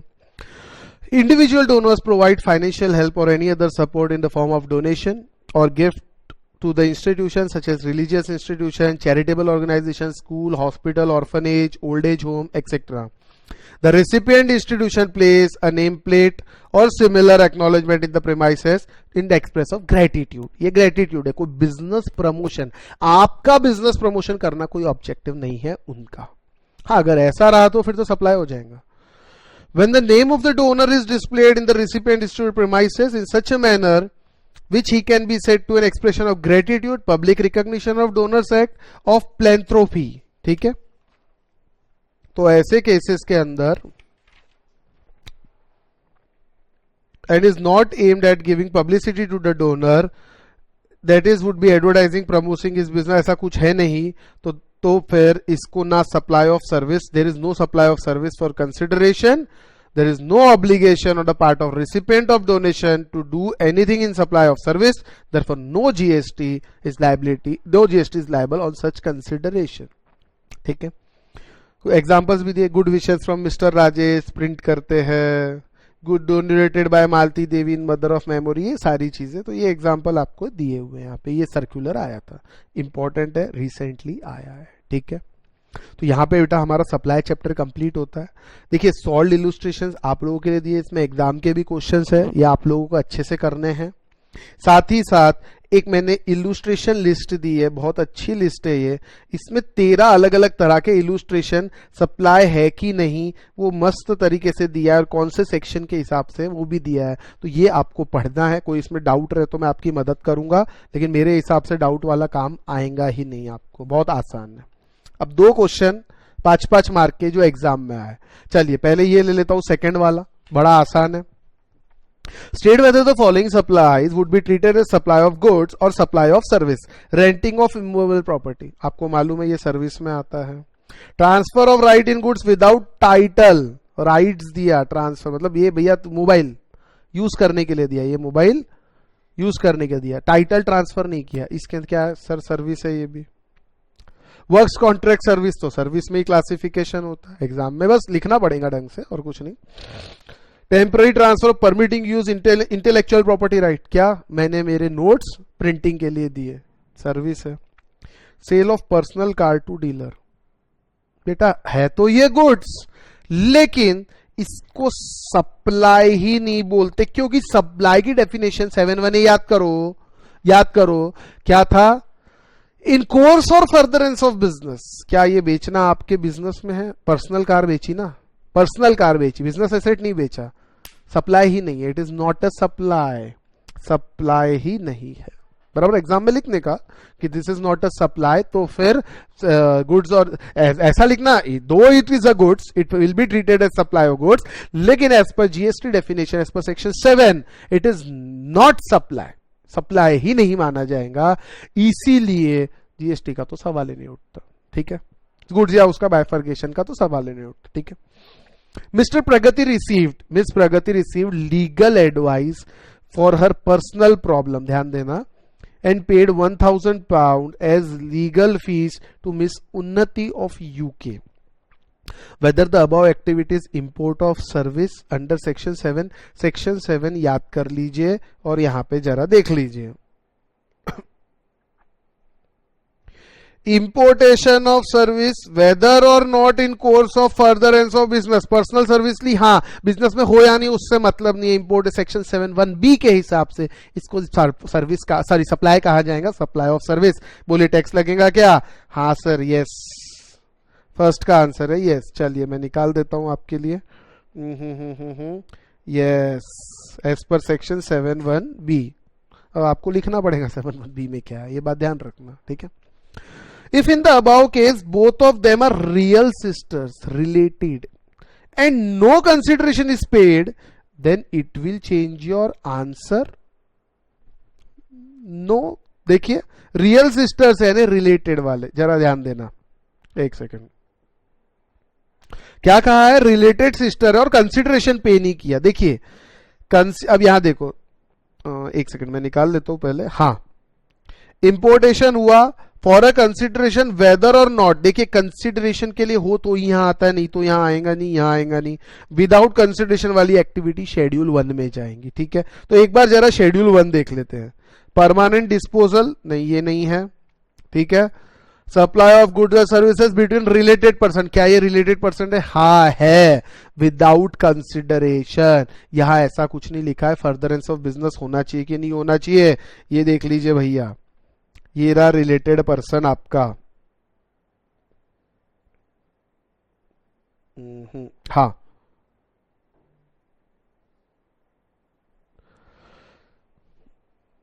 supply of goods or services or both between related or between distinct persons specified will qualify as supply provided it is made in course or furtherance of business। ये पर्सनल है कि नहीं है? ध्यान देना जरा, ये पर्सनल है दोस्तों, ये पर्सनल है। ये देखिए पर्सनल प्रॉब्लम, तो इस केस में आपका आंसर हो जाएगा no, it is not a supply. क्यों? क्योंकि कंसिडरेशन चार्ज नहीं किया जा रहा। और मोस्ट इंपॉर्टेंटली अगर बिना कंसिडरेशन के जाते हैं तो काय में देखना पड़ता है? शेड्यूल 3 के पैरा 2 के अंदर देखना पड़ता है, जहां रिलेटेड पर्सन की बात कही गई है। और रिलेटेड पर्सन में ये लिखा है कि it should be provided in course और फर्दरेंस ऑफ बिजनेस। तो यहाँ फर्दरेंस ऑफ बिजनेस तो है ही नहीं, पर्सनल है, तो it is not a supply. Answer बदल जाएगा आपका, yes, answer will be change, it is not service.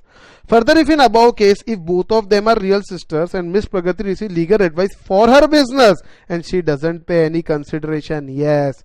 अब शेड्यूल 1 के पैरा 2 के हिसाब से, पैरा 2 ही है ना? हाँ, पैरा 2 के हिसाब से ये क्या बन जाएगा?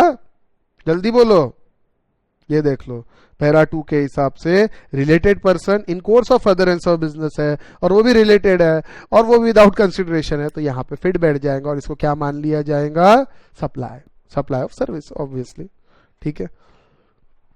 आसान था क्वेश्चन, सब आपको पढ़ाया हुआ है अच्छे से, आपको समझने की बात, ठीक है। तो अब दोस्तों ध्यान दीजिए मेरी बात पे, ये पूरा हमने चैप्टर अच्छे से कंप्लीट किया है, एक एक चीजें आपको मैंने डिटेल के अंदर बताई है दोस्तों, तो आप ध्यान दीजिए। अब आपको क्या करना है, ये एक चार्ट आप देख लेना, आपके लिए होमवर्क है। सॉल्व्ड क्वेश्चन बेटा बहुत सारे डाले हुए हैं, 5-6 क्वेश्चन है सिर्फ, आपको देखना है, कुछ एग्जाम के हैं और सब थियोरेटिकल पार्ट दिया, मतलब कुछ समझाने जैसा नहीं है। और ये स्कोप ऑफ सप्लाई मैंने इलुस्ट्रेशन दिए हैं कि सप्लाई रहेगा कि नहीं रहेगा, ये आपको क्लासिफाई करना है, ठीक है। इलुस्ट्रेशन है, कौन से सेक्शन के हिसाब से सप्लाई है वो आपको क्लासिफाई करना है। और ये इसमें हर तरह का इलुस्ट्रेशन कवर है, टोटल 12 दिए हुए हैं, ठीक है। कुछ डाउट रहे तो आप मेरे से पूछ सकते, ठीक है दोस्तों। तो हमारा 5वें लेक्चर के अंदर 2nd चैप्टर हमारा कंप्लीट हो जाता है और बस यहाँ स्टॉप करते हैं दोस्तों, और पढ़ते रहिए, बस यही आपसे कहना है। जीएसटी साथ साथ में पूरा होते जाना चाहिए हमारा, एंड क्वेश्चंस देखिए साथ साथ में देखना है आपको, सॉल्व आपके लिए, अनसॉल्व मेरे लिए, ठीक है दोस्तों। तो यही रुकते हैं, बाय।